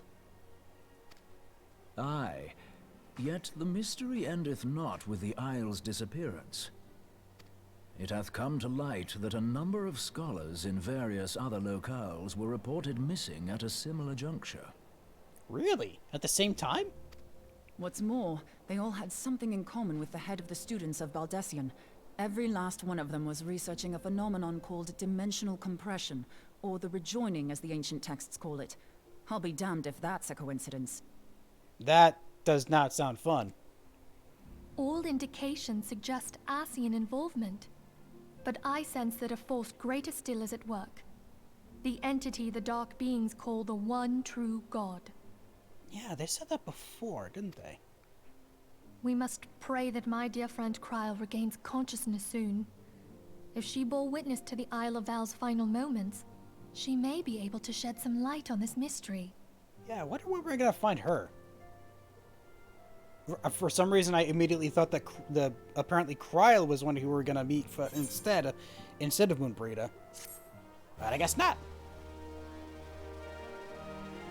Quest complete, and... oh, okay, another cutscene. Oh, goody, back with Teleji again. Oh, never mind, it's with Raban. Following the calamity, the forces of the 14th Imperial Legion entrenched themselves in strategic locations across Eorzea. So swiftly did they accomplish this, it was suspected that they had received help. To think that it came from Huayu, my right hand. Huayu? Okay, how do you even get that name from that spelling? There is more. We have reason to believe that Huayu didn't deal exclusively with the 14th. She also answered to a higher authority in Garlean. But this higher authority could not have been the Emperor. By consenting to the Media Project, Solus Zos Galvus showed himself to be more concerned about preventing the spread of primal influence than claiming Eorzea for the Empire. He would happily have seen the lot reduced to ash. Oh. We believe a number of high-ranking figures within the royal household were against the decision, but that they knew better than to oppose the Emperor openly. Of course, this didn't prevent them from making clandestine provisions, in which Huayu played a part. Alas, these provisions did not prevent Dalamud from falling, and the ensuing chaos changed the face of the realm forever. Yet Eorzea survived. To all intents and purposes, the Meteor Project had failed, and the Empire was left to rue its lack of a decisive means to eliminate the primals. Until, that is, it stumbled upon the Ultima weapon. Even before the accursed thing was dug up, it seemed to me the 14th had the might to overwhelm our weakened armies. Yet they chose to hide behind their walls. Why? The Black Wolf was wary of making the denizens of Eorzea desperate, lest more primals emerge to bleed the land. The discovery of the Ultima weapon, however, emboldened him to resume his war of conquest in earnest. But there was one in Garlean who believed that Van Belsar's actions were premature. One who stood higher in the Imperial Army's chain of command. He ordered the Legatus to halt his advance, only to find that the Black Wolf had slipped its leash, and that the 14th now acted alone. Oh, he was acting against orders. In a bid to bring Van Belsar to heel, he used the agent he had planted in Ul'dah prior to the calamity to undermine the Legion's efforts. A man who outranks Van Belsar, yet opposed the late Emperor's decision to annihilate Eorzea. This could only be the former High Legatus of the Garlean army, now known as Emperor Varus Zos Galvus. So he was Huayu's true master. Oh, the new Emperor. Oh shit. But one of several in actual fact. We've learned that even as Huayu served the Empire's interests, she sold Imperial secrets to a certain faction in Eorzea. In Eorzea? In so doing, she helped to maintain the status quo, thus prolonging the conflict. Considering who stands to profit from war, it isn't hard to imagine who her other masters were. Seven hells! You mean to say that she was a double agent? Triple, if you consider her services to Van Belsar and the new Emperor as separate. As neatly as these pieces seem to fit, one aspect of the puzzle remains unclear to me. By whose will was the Marshal feeding intelligence to the heretics? And try as I might, I fail to see how aiding their cause would profit either her Imperial or Monetarist masters. Okay, that's a good question. What the hell? Could it be that another hand is at work here? If so, Huayu must be made to reveal whose it is.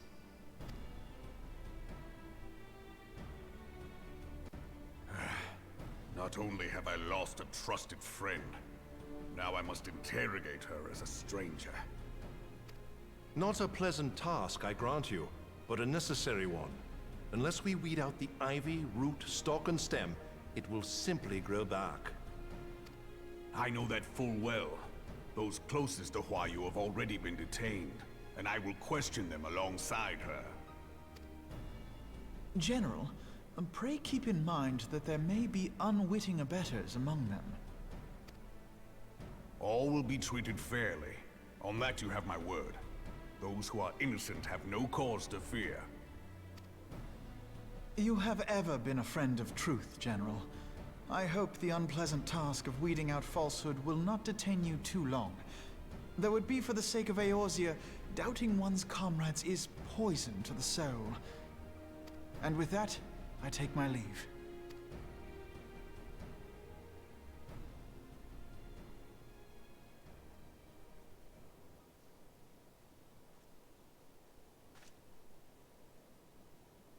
All these years, I've been made to dance to their tune. How could you, Huayu? How could you side with them? Those cankers who take from this land and give naught in return, who use their power to disempower and grow fat while the people starve. I know you can hear me, monetarist scum! Your crimes will not go unpunished! One day I will purge this land of your sickness! Before the eyes of the 12, I swear it!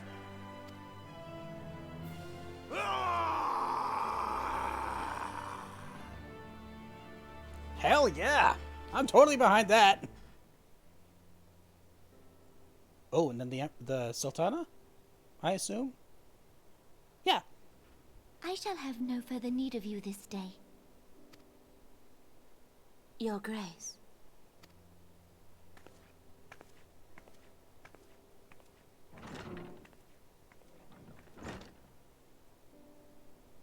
I fear that not even mine own chambers shall remain private for long.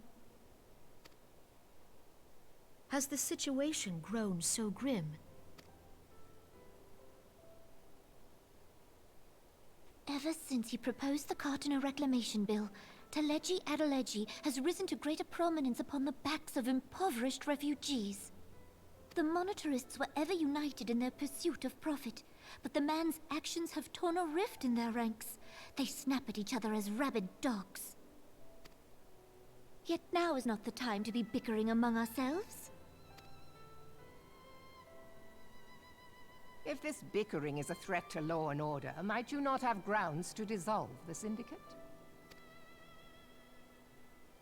Would that the solution were so simple, Admiral. Alas, my moving to dissolve the Syndicate is certain to spark outrage among the influential merchant class, whom the Cabal represents. This would serve to exacerbate the current unrest, and peace would slip still further away. Be they rich or poor, natives or refugees, all who reside in Ul'dah have a right to pursue happiness. It is the duty of a ruler to protect this right. If I am to perform my duty, I must needs tread warily. It would not do to make enemies heedlessly.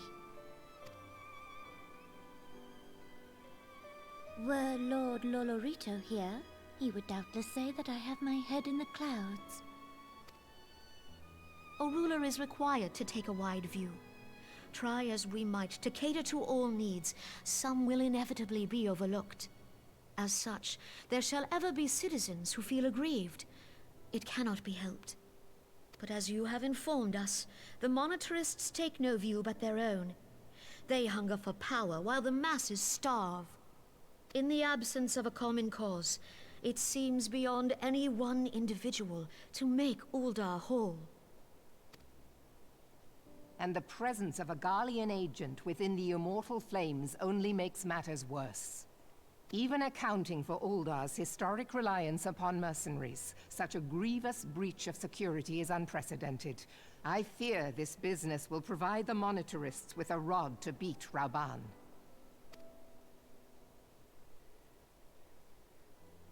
Eorzea can ill afford for the immortal flames to be dampened now. Ere long, the Garleans will turn their ravenous gaze toward our lands once more.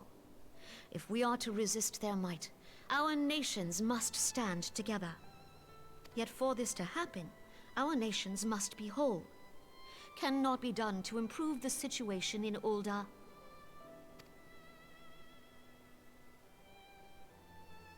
The true wealth of Ul'dah lies in the health, happiness, and hopes of her citizens. Alas, the citizens shall never know these things, so long as their lives are ruled by the ambitions of the few. The Monitorists claim to represent the best interests of the people, but in sooth they desire only to manipulate them for their own selfish ends. For the government to serve the people, it must be formed of the people. For Ul'dah to move forward, it is not only the Syndicate that must be dissolved. What are you implying? That you step down?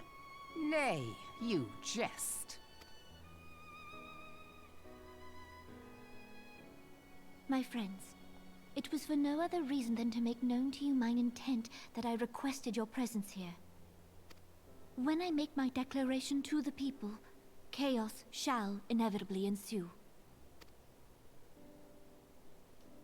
As the last monarch in the line of Ul, I make unto you this request.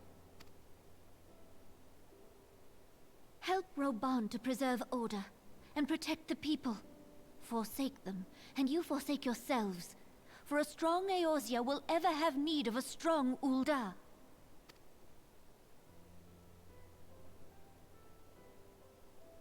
Your Grace, are you certain of this?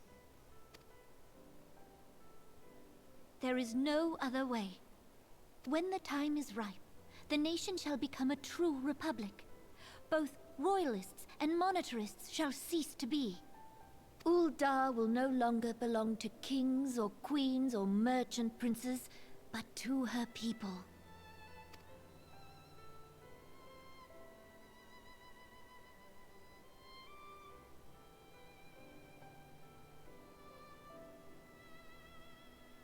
Rauban, forgive me for casting aside all that you have toiled for in my name. Beyond this gesture, I am powerless to help my subjects.